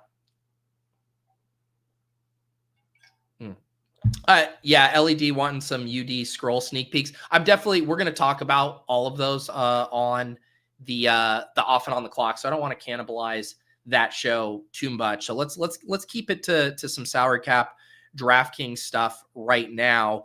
I think one input volatility spot that I was going to certainly ask Adam about is kind of the Saints running back game, right? Because this is a real big decision point this week as far as, and let me just go ahead and pull up, I'll get the overlays going and we will just have Adam here in spirit for now. But yeah, one of the spots I think is really interesting is this Devin Neal, right? He's 5K. It's a good matchup. The issue is he actually got out carried by Taysom Hill last week. Taysom Hill had 44% of the rushes, and he also had every single rush attempt inside the 10. So that's the bad news. And it's certainly not great for a team that's only projected to score 18 points. But on the other side, I think you can tell yourself a scenario where, hey, that injury happened mid-game. Taysom Hill's kind of like the break glass in case of emergency option for the Saints. What happens with a full week of practice if Devin Neal is kind of instituted as the main lead back in a really good matchup against the Dolphins? I could certainly see that having some legs there at only 5K. I know he's also a little banged up himself, limited in practice yesterday. So that would obviously be something important. But you can see here the Run the Sims default market shares, 45% for Devin Neal here, rush attempts, and Taysom Hill with a 30% market share. I'm kind of bummed I didn't ask JM about Taysom Hill. I know he mentioned him a little bit when we were talking about Devin Neal, but I feel like we could have talked about Taysom Hill a little bit more. I mean, just looking at how gross this slate is, Taysom Hill at 2,700, I think that is also pretty interesting. I'm actually curious how many of these lineups Taysom Hill showed up in here, because we can actually see if the Sims are liking Taysom Hill. But one thing we kind of see year after year is the Sims have a very hard time knowing how to deal with Taysom Hill. It just has to be one of the widest bands for a projection where it's hard to know exactly how many touches to project him for. The goal line usage adds all kinds of volatility to it. But 2,700 on DraftKings, it seems like it would very much be in play. It looks like I accidentally am rerunning the Sims instead of just tabbing over to the existing lineups, but I'll look at that once these run here. All right, let's see how much Taysom Hill is showing up in these. Taysom Hill in a decent amount of lineups. The top Taysom Hill lineup, oh my goodness, look how disgusting this is. Max Brosmer, naked Max Brosmer, Devon Achane, Kyron Williams, Emeka Buka, Alec Pierce, Shakir, Taysom Hill, James Cook. I guess that actually makes sense to me that the Brosmer teams, because he's so cheap and because Jefferson's kind of expensive, it makes sense to me that there would be a lot of naked Brosmer teams. Let's see if the Sims agree with that. Naked, here's one with Jefferson, Hawkinson, and Addison. Okay, so that's like a full-on triple. There's a Jefferson, there's another naked. So a decent amount of naked, a couple skinnies, and then that one triple there. Yeah, you'd have to be a pretty sick pup to roll out a Brosmer triple here. FF Doom, how painful is it to see Etienne as a good play in week 13 with a healthy Tootin? Yeah, it's extremely painful. Let's see what split Run the Sims has here with this market share for these two. So Etienne, 42%, Tootin, 38%. And then the receiving market share is pretty close to, I guess, Etienne 9% to 4.2%. My guess is that this is a lot closer split, Etienne and Tootin, on Run the Sims than in other spots, just on how I've seen him projecting there. But yeah, it was super weird before Tootin got hurt in that game a couple weeks ago. He was, I think, out touching Etienne 6-3, 6-2. He had that goal line carry, and it really did seem like we were getting kind of a flippening there. And then that just completely ended up being a false flag the next week. We can go look at the usage over these past couple of weeks here. I'm over on Fantasy Life right now looking at the split. So, Etienne has been at 70, 42, and 60% of the rush attempts. And, Tootin's been way down here, 17, 33, 28%. So as you can tell, just by this split from Run the Sims, they are projecting it much closer than the recent usage would indicate. So that is notable. But I do like the Etienne angle. He's been so involved. And then you get the Titans who are awful against the run. And I can certainly see it lining up for him. Is JJ for sure out? JJ McCarthy? I believe so. I guess now that you say it, I'm like, I don't know if I've seen the official word, but let's just go ahead and fact check that real quick. JJ McCarthy, Roto World. I would be like absolutely stunned. But you're right. He was participating in a limited portion of practice here. When was this report from? I guess this was from yesterday. So we'll have to see today, but it seems pretty clear that the Vikings are doing, the soft benching thing with JJ and are going to try Brosmer out here. What do you guys think? Do you think it's Brosmer or Brosmer? Brosmer, man. That's what a name. You get bros right in the name. Jewish McCaffrey helping me keep the show going on with some questions. Am I excited for the Dog Bowl? Yes, I am. If you guys are just salary cap bros around here, the Dog Bowl is the Underdog Live final, and that is going to take place next weekend in Kansas City. That's why I'm going to be traveling next week and won't be here at the usual, 1 p.m. Eastern time. I'll be just about landing in KC. So I'll figure out a plan with Yuta and JM. It will either probably be like a Thursday night or maybe like a pre-recorded thing. If I have to stitch it together, recording with those guys separately, but we'll figure it out. I'll make sure that I have a week 14 block party and Bully the Sims show for you guys. But yeah, super excited for the Dog Bowl. Ton of great qualifiers, always a lot of fun meeting everybody. We'll do a bunch of shows from the venue. So you guys will be able to kind of sweat along and meet some of the participants. And even selfishly, it's fun to draft a bunch of teams and then get to go sweat them at the watch party on Sunday there. Unfortunately, guys, I have not heard back from ShipMyMoney. I should have never have reconfirmed the time and then had the typo when I said 3:15 because this show is at the same time every single week. But we can keep bouncing around here, looking at a few different things. What are some other input volatility spots that you guys would like to look at for this week? I mean, obviously Brosmer is one of them, but I feel like the input volatility is a little less interesting with the quarterbacks than it is looking at, wide receivers and running backs.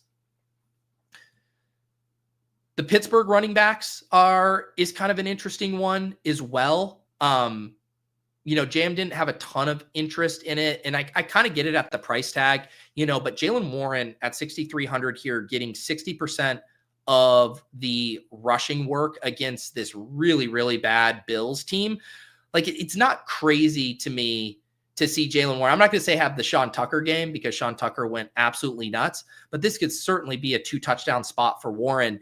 And when you look at Gainwell, he has been smashing in the receiving game, but if they are able to keep this close and have success, I could certainly see it being a Warren game as well. So I have some interest in Warren here versus this Bills team. And it almost is, I wonder if you'd play it similar to how it hit that week where it was a Josh Allen and Sean Tucker. Those were the two pieces you need.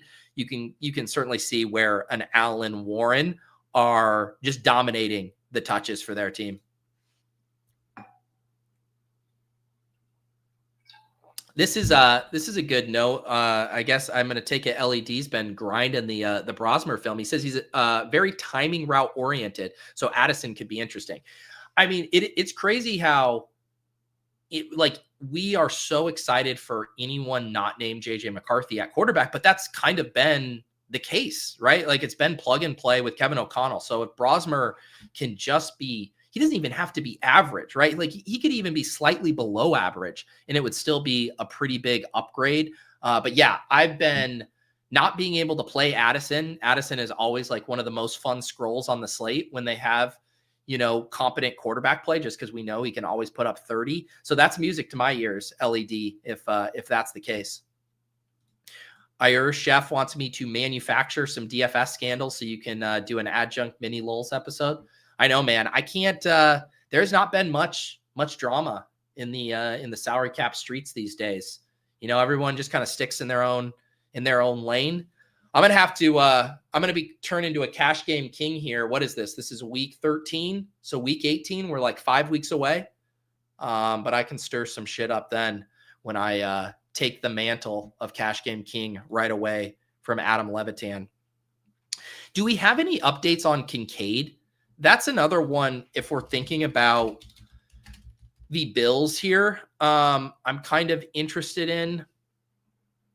I guess he's officially listed as questionable with that hamstring. He returned to practice on Thursday after a DNP on Wednesday. That's certainly intriguing. Dalton Kincaid, 4,500. It's a little pricey, but I do think he is one of the best stacking options. Both Khalil Shakur and Dalton Kincaid have awesome matchups. I mean, the Steelers have been getting lit up over the middle of the field. So Shakir and Kincaid are on the menu. It's one of those weird spots too, where we know when Allen hits, the stacks are often not coming along for the ride. So that's probably more of a note for, the Kincaid and Shakir as possible one-offs.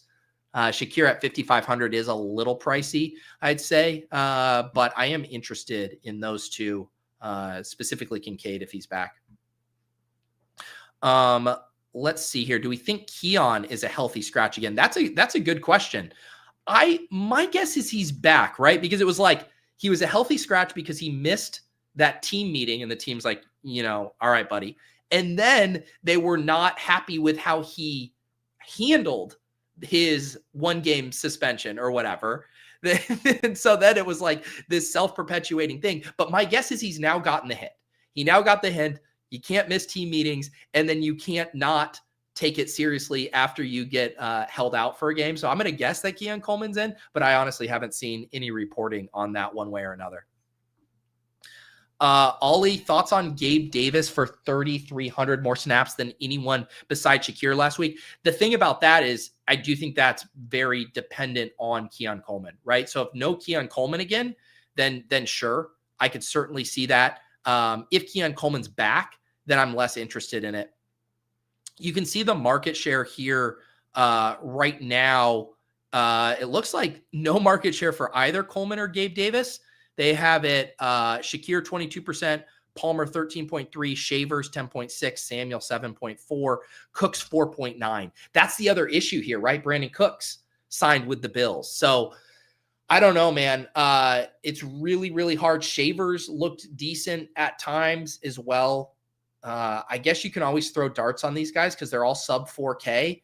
But man, it's really, really hard to know which one of those guys is actually going to be the one most involved. Yeah, Jewett says bigger mistake. Chiefs not trading for Brees or Bills not trading for a wide receiver. Yeah, insane stuff there. I mean, every time you watch a Kareem Hunt or even, God forbid, Clyde Edwards-Helaire carry, and Kareem Hunt's been fine. You know, there's been plenty of conversation about his success rate, and there's players who have a nose for the end zone, and he seems to have a nose for a first down. But man, Breece Hall would just be ripping off the biggest chunk gains in that offense, and then the Bills too. I mean, it was a whole conversation this offseason. We always have Mike Shope on ADP chasing, and the Buffalo Bills media was getting lit up. I can't remember if it was the GM or if it was the coach. I think it was the GM, right, who was mad at all of the radio personalities for questioning them not bringing in a wide receiver. And it's like, well, considering you're playing Tyrell Shavers and signing Brandon Cooks off of the free agent heap, yeah, maybe you should have invested in the wide receiver position a little bit more. It does feel to an extent like they are wasting Josh Allen's prime years right now with no legit weapon.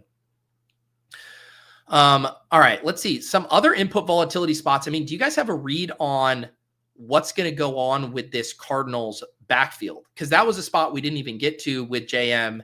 Trey Benson has officially been ruled out. Bam Knight has been getting in limited practices. Michael Carter around, at 5,200, if we knew that Bam Knight was going to be good to go, I'd have a little bit of interest there. It's not the cleanest matchup versus the Bucs, but this offense has just been so competent in moving the ball that the running backs have naturally had some value here. I did just hear from Adam, so he's going to be here in 5 to 10 minutes. So we'll get to pick his brain for a little bit. It'll be a tight squeeze before off and on the clock that we're going to do a little after 3, but I do have word that Adam is going to be joining us here. I just want to look at the usage real quick on the Cardinals backfield because I'm not really remembering what went down last week. So Bam Knight last week had 46% of the snaps, but 59% of the rush attempts. Pretty good workload there. And then Michael Carter played more snaps, 54%, but only 29% of the rush attempts. He did have only a 7% target share to 11% for Bam Knight. So that's nice too, that he was holding off Michael Carter. And then Imari DiMarcado did play last week, but very limited snaps. Didn't have a big role there. So yeah, Bam is kind of interesting. I think mainly from like a game environment bet. If you were playing Cardinal stuff, it is kind of stunning to me that the ownership on Jacoby Brissett. I just because he's been so consistent. And this slate is pretty weak for quarterbacks. I mean, the team total isn't great, only 20 points. There's certainly better team total spots, but just knowing that they're going to throw the whole game, pretty interesting to me. Only 7% there for Jacoby Brissett. No faith in Curtis Samuel. Yeah, it's almost the exact opposite of the Jets situation, right? Where it's like, who cares about how talented they are or whatever, if it's a super condensed thing and it's like, okay, it's John Mechie and Adonai Mitchell. And it's like, okay, that makes it pretty easy for us to know where the volume's going pretty clean. With the Bills, we just rattled off 5 different guys. You're adding in Brandon Cooks. Do you get Keon Coleman back? It's such a mess. I don't think if I ran an Allen lineup that I'd be messing with any of those guys. But all right, let me see here any other input volatility spots that I think are worth discussing. One guy that we didn't talk about with JM was Kenneth Walker. Seahawks are 11.5 point home favorites here, and the usage has really started to shift in Kenneth Walker's favor. At first, I thought earlier this offseason that this was going to be, or earlier this season, that this was just going to be like a copium thing from the fantasy community of like, come on, give Kenneth Walker more work. And then it finally happened. Last week, he went from 51% of the snaps to 64%. He jumped from 48% of the rush attempts to 61%. And then Zach Charbonnet's went down. I can actually use the comparison tool here to better actually illustrate this trend. But yeah, Walker is an 11.5 point favorite here with an increased role. Strikes me as a pretty exciting spot. You can see here, I love looking at how the utilization score trend line has gone, where it started out Walker first few weeks, and then you saw Sharps take the lead here in the middle part of the season, weeks 5 through 8. And then since week 10, we saw Kenneth Walker and Charbonnet, they had the same utilization score in week 10. In week 11, 75-45 in Walker's favor. And then last week, 71-33. So we've seen a legit changing of the guard in the backfield there. And so Kenneth Walker at 5,300, are they the biggest favorite on the slate? They have to be 26.3 to 14.8 there. Yeah, I'm kind of surprised that Kenneth Walker isn't drawing more interest here. I'm seeing sub 10% on the ownership here. I can see what ETR has for ownership on Walker. They have him a little higher. ETR has him at 21%. Which makes sense to me based on the projection and that salary. But if he's lower than 20%, I think that's a pretty strong play there.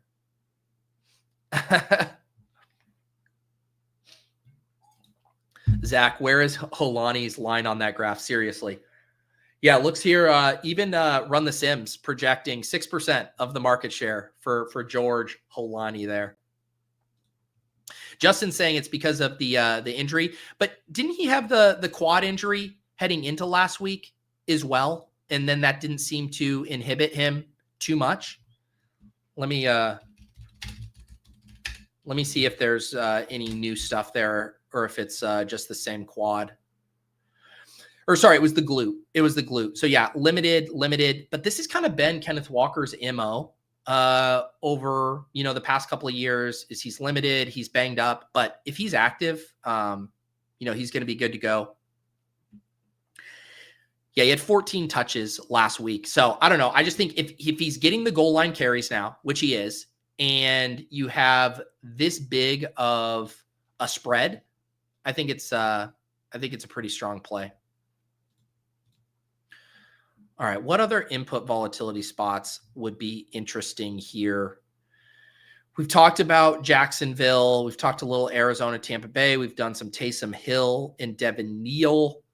I do have interest in the passing games for both Houston and Indy. I mean, one spot that's pretty interesting is just Jaden Higgins' role continuing to increase here. 15% target share projected by Run the Sims to Nico's 25%. That is still below Dalton Schultz. Schultz 17.8%. But I do think Higgins, pretty interesting coming out of the bye here. He continues to get more and more involved for the Texans.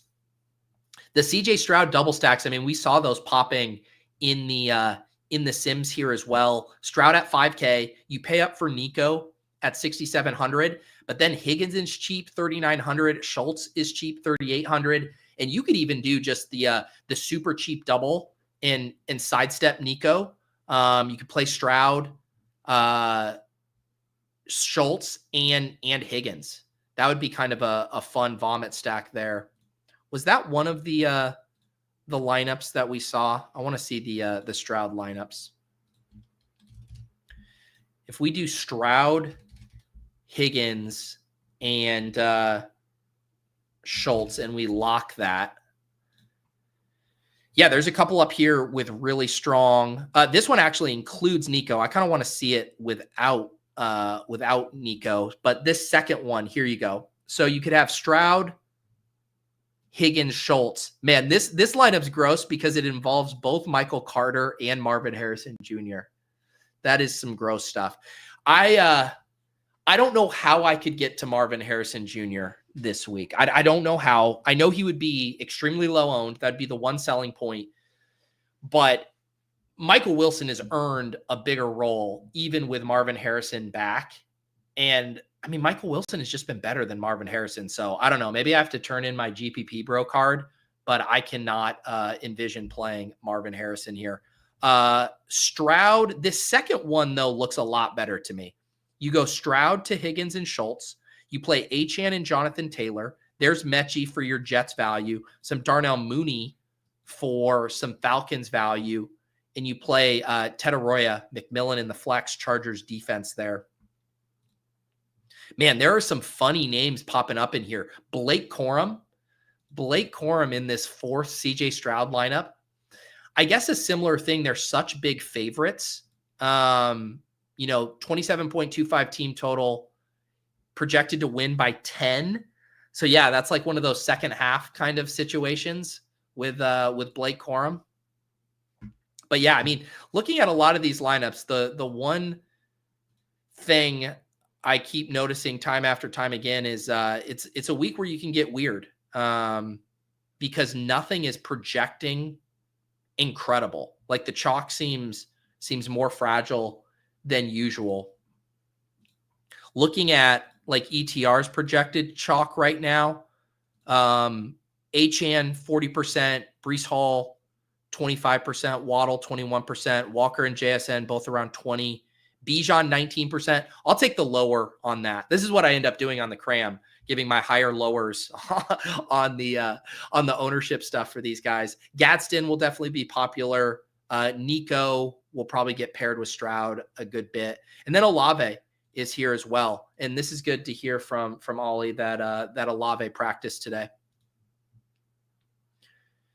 Yeah, I mean, Olave's workload has been awesome. And you see him popping here in a decent amount of these sims. Here's the Tyler Shuck lineup with an Olave and Jawan Johnson. I'm trying to think if you would toss in a Devin Neal with a Shuck thing. There he is. What's up, dude? What's up? Sorry for our wires crossed. The show's always at the same time, and then I had the typo when I sent it back to you. So that's on me, man. Yeah, all good. It was on the tweet too. I was like, damn, JM's going. Put on the tweet too. Yeah, because I was like, JM's going for 2 hours, and then they're spending 15 minutes on underdog. Oh my goodness. Yeah, that is my bad. Apparently, like the turkey, my brain is fried today. But now we get to speed run your takes here. We could do like 15 or so minutes here. And I've been kind of doing the input volatility spot. So I think we could kind of jump into like some of your favorite games, what you think of the chalk and do that. But the stage is all yours. What do you like on week 13, Adam? Yeah, I mean, it's kind of my first look too, with it being, a weird week, but ran some stuff before the show. Looked like Herbert's showing up a lot for me, which is something I generally don't love, especially when his line's banged up, but solid matchup for him. Getting to some Darnold. Houston, I thought was interesting. I was kind of going through that one earlier. Like you have CJ Stroud back, which should be a benefit, but I really don't know if it is. Speaking of input volatility spots, like Mills wasn't terrible. He wasn't bad for Nico. But then also you have like Houston using their young guys more with Higgins running more routes, Noel running more routes, and Mills was targeting them a lot, Higgins in particular. So like, does that continue with Stroud or not, I think is a legitimate question. Obviously, Woody Marks has been used more as well. So like, I think Houston has the potential to be just like a cheap spot or a relatively inexpensive spot to get to that is somewhat appealing if Stroud keeps targeting the young guys in the dome, Yeah. 3.5 point spread. So I think that's kind of an interesting one. I think you were talking about Devin Neal when I moved into the room. Yeah. That's one where like it's kind of a guessing game. I think, obviously if we assume that he plays, like how the rushes are going to be split up there. It seems likely Taysom Hill plays a big role. He had like a 35% rushing market share last week. He's somebody that like usually I just hate in general, but it seems like an interesting spot to get to this week, especially if he's not going to get much ownership. It kind of just seems unlikely that he doesn't have a legitimate role. Yeah. What are the projection spots that have been giving you the most frustration so far? Yeah, I think the New Orleans one with Yeah. Hill and Neal.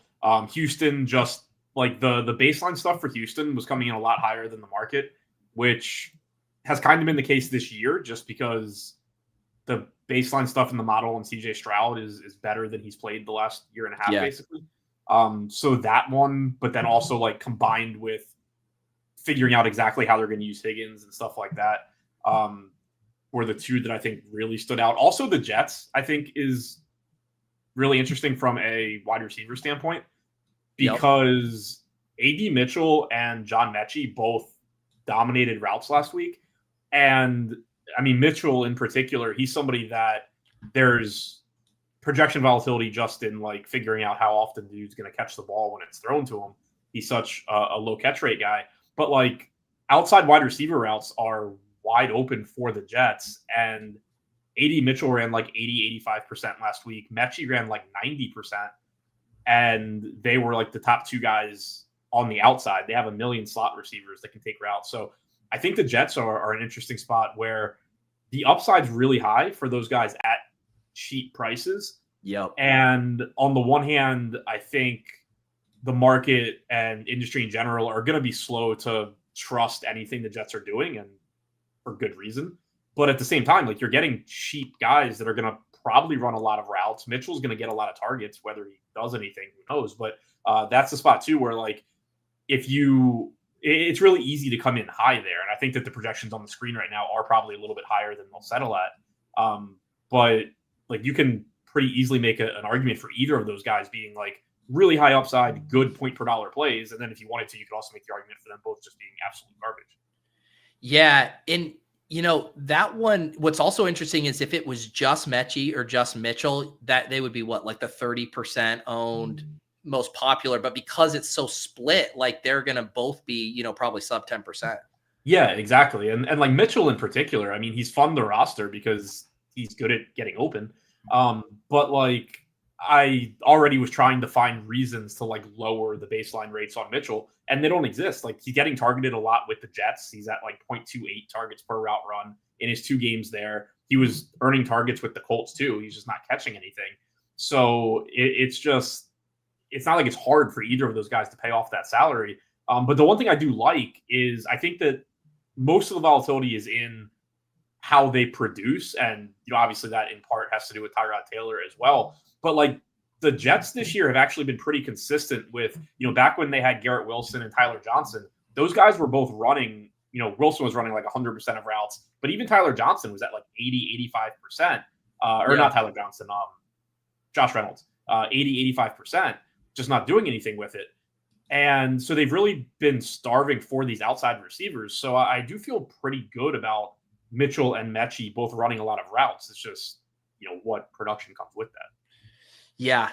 Would you, do you like the idea of double stacking with Taylor? Or would you prefer to just kind of like one off these guys? I think it's probably more so one-offs because like Taylor's cheap, especially if you're stacking, because like Taylor's cheap, both of Mechie and Mitchell are cheap. You're still not expecting the Jets to like score a ton, especially through the air. Breece Hall, obviously, still likely to have a big role. So I think it would be more, if I were going that route, like Taylor plus one of them, hope that you hit on the one that maybe catches like a 50-yard touchdown. And then you just have like infinite salary to spend everywhere else. Yep. Is this, I mean, obviously this week has all the low totals. I think was one game with a total over 45, and it's just because the Bills have a big team total basically.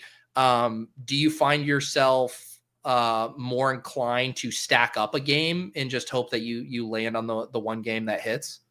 Yeah, I think in general, slates like this are, I mean, obviously you're always stacking, but like more conducive to stacking and maybe a little bit heavier game stacks, because like the reason, or part of the reason that you're stacking, like obviously you're trying to get correlation, but you're also trying to have less things that you need to be right about. And when you get a week where there's, 10 just really, really strong wide receiver plays and 6 really strong running back plays, and they're all kind of spread out across different games, the opportunity cost becomes bigger.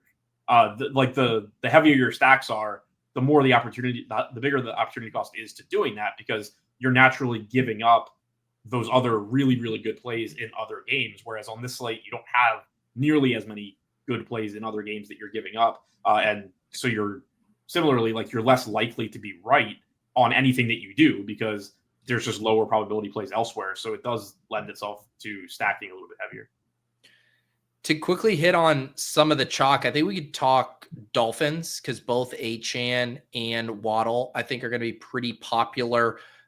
Just because with CMC and Taylor in such bad matchups, Achane's going to be that one that feels a little comfier versus the Saints. Thoughts on, good chalk or bad chalk for the Dolphins?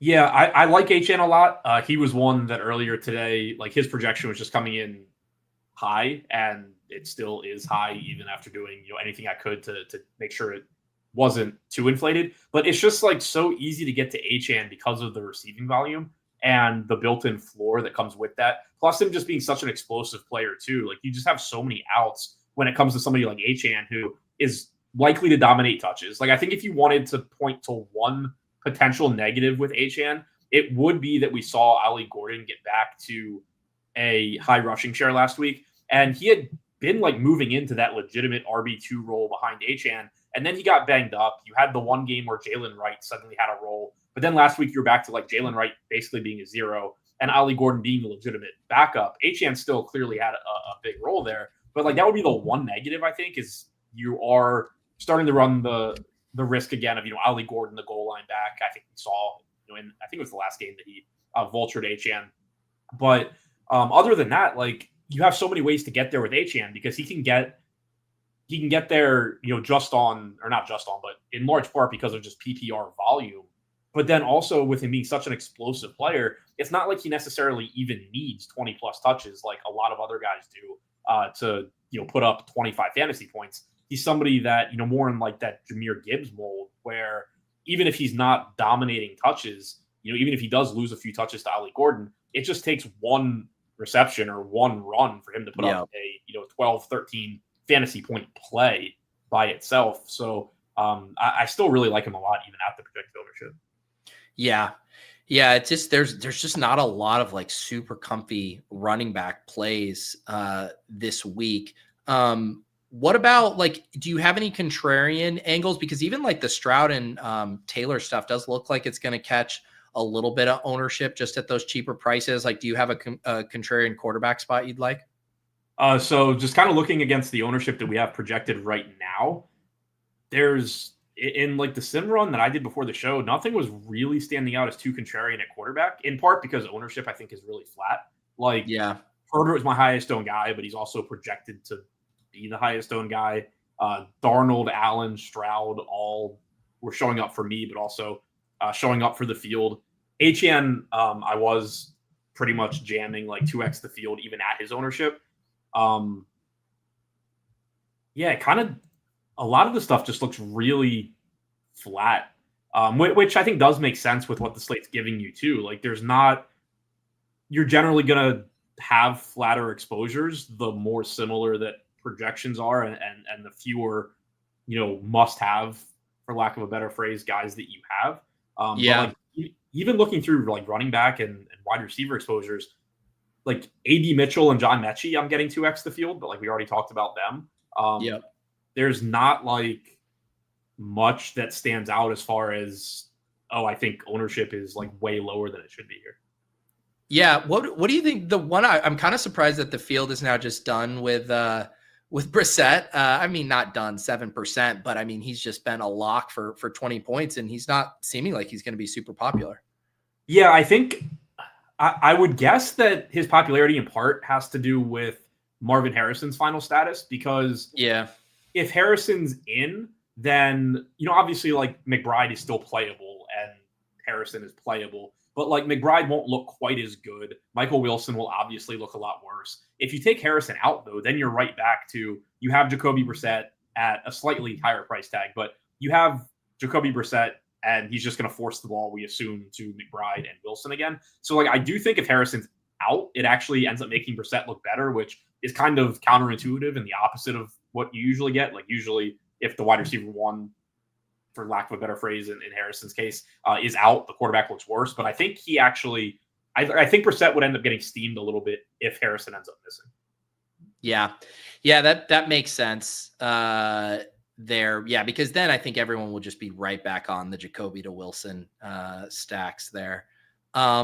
Let's see, what other spots have I not had a ton of? Do you have a preference on the high end? Like if you're paying up for a JSN or Puka, you mentioned like getting a decent amount of Darnold. Would it be Darnold in JSN? Yeah, it's a little bit more JSN right now, but I do like both. Puka ran more routes last week, which was nice. We had seen his route participation drop off for a few weeks, and I think it was a combination of him getting banged up and also the Rams being in non-competitive games. There had also been a lot of talk about like the Rams are running more sets with running more sets with 3 tight ends. And Puka generally was not the one wide receiver on the field with that. But now you do have Higbee out and you are, a little bit further removed from Puka being banged up. So he did get back to like 80-85% route participation last week, more in line with what you were getting like early on in the season when Puka was absolutely dominating. So I do like him a lot. I do have a little bit less of him right now than JSN, which is also what we're projecting the field to do. I think like even in terms of just stepping back from matchups and all of that, like JSN at this point, I think is kind of just in his own category because he runs almost, he runs routes on almost every drop back. He's been unbelievably productive, really regardless of what the opposing defenses have done as well. In terms of like man zone coverage, he's just dominating against everything. So I do think he gets a little bit of an edge, but I do like the direction that Puka is trending as well coming off of last week. Yeah. What do you have any other favorite running back plays? I mean, when I was talking to JM, like his level of conviction on running backs this week was as low as I've seen it all season. Do you have any tournament angles you like? Yeah, I mean, I think I'm kind of on that same page, and I think it's why Achane is showing up so much for me. Is like it seems like the opportunity cost outside of Achane just isn't really that high when you can make a negative case for Taylor. You can make a negative case, because of the matchup. You can make a negative case for McCaffrey because of the matchup. You can make a negative case for Bijan Robinson because of one, Algier, but then also Kirk Cousins.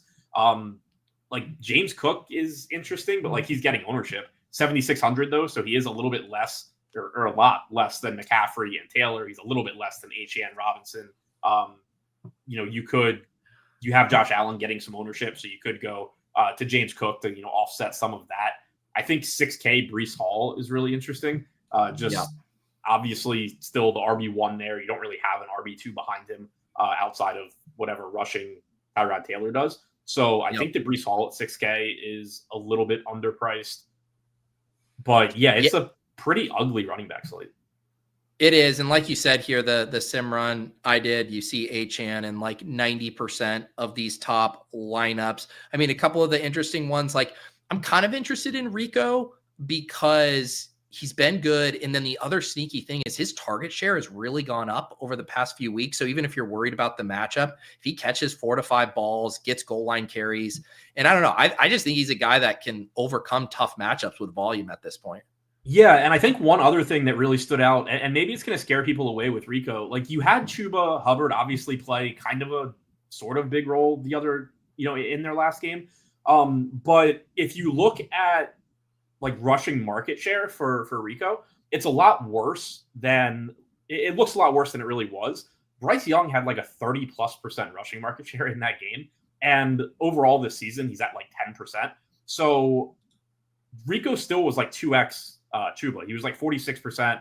Hubbard was like 23%, which like that was a little bit of an uptick for Hubbard and then a huge drop for Rico, who had been at like 75% in each of the 3 previous games. But when you put Bryce Young back to what Bryce Young normally does, it still leaves room for Rico to settle into that like 65, 68% range, which is, I think, where he really should have always been expected to settle anyway, because it's pretty unsustainable for anybody other than like Jonathan Taylor to continuously project for 75, 80% of a rushing workload. Like nobody with a real backup running back actually lands there. So I'm not really too down on Rico, even coming off of last game. You can make the squeaky wheel narrative too if you wanted to. But to your point, like he's been running a ton of routes, and that is something that I think really doesn't get talked about with him, because when he just burst onto the scene this year, it was with those 200-yard rushing games, or whatever it was. So people have kind of overlooked that he is involved as a pass catcher as well. Yeah, and I would say even in that same game too, like, because I do think Puka and Stafford and Adam stuff will feel pretty comfy, like just playing the classic Kyren game, big lead, 2 touchdown type of game. Like if you weren't playing Puka or Adams, I think having Kyren on some of those rosters would make sense. Yeah, I think from like a leverage standpoint, it makes sense, because on the one hand, I think that Blake Corum is clearly there to stay. Like he's very consistently been a 20 to 30 or even higher % rushing market share guy behind Kyren. But like, and I assume like if the game gets out of hand, you're getting more Corum on like relatively non-competitive drives when the game's been decided. But in whatever part of the game is still competitive, if you're assuming the Rams are going to score points, they're going to get a lead. Anybody that's played the Rams passing game at any point over the last few years is fully aware of that Kyren game that can happen, where he just gets 2 touchdowns, 3 touchdowns. Like he can be the reason the Rams get the lead, even though he is risky, because obviously you have Adams around the goal line now that is just getting these short touchdowns. Obviously Puka can make big plays. You can get vultured by Corum potentially, but clearly you do still have some percentage of the time that Kyren is just gonna score 2, maybe 3 times and be the reason that the Rams are running away with the game. So like, I don't love him. I don't love his role anymore. But the opportunity cost is lower this week. He is showing up 10 to 15% of the time for me. He is relatively inexpensive. If you're building a team that just, you pay up for JSN instead of Puka, you go to mid-range receivers other than Adams. Like it makes sense in those lineups to roll the dice on Kyren just to still have exposure to the Rams offense. Yep. Well, Adam, my apologies for being an idiot with the timing today and cutting your airtime short. But I appreciate you hopping on short notice by what you thought was the show time. Yeah, no, thanks for having me on. And sorry I didn't see your message earlier.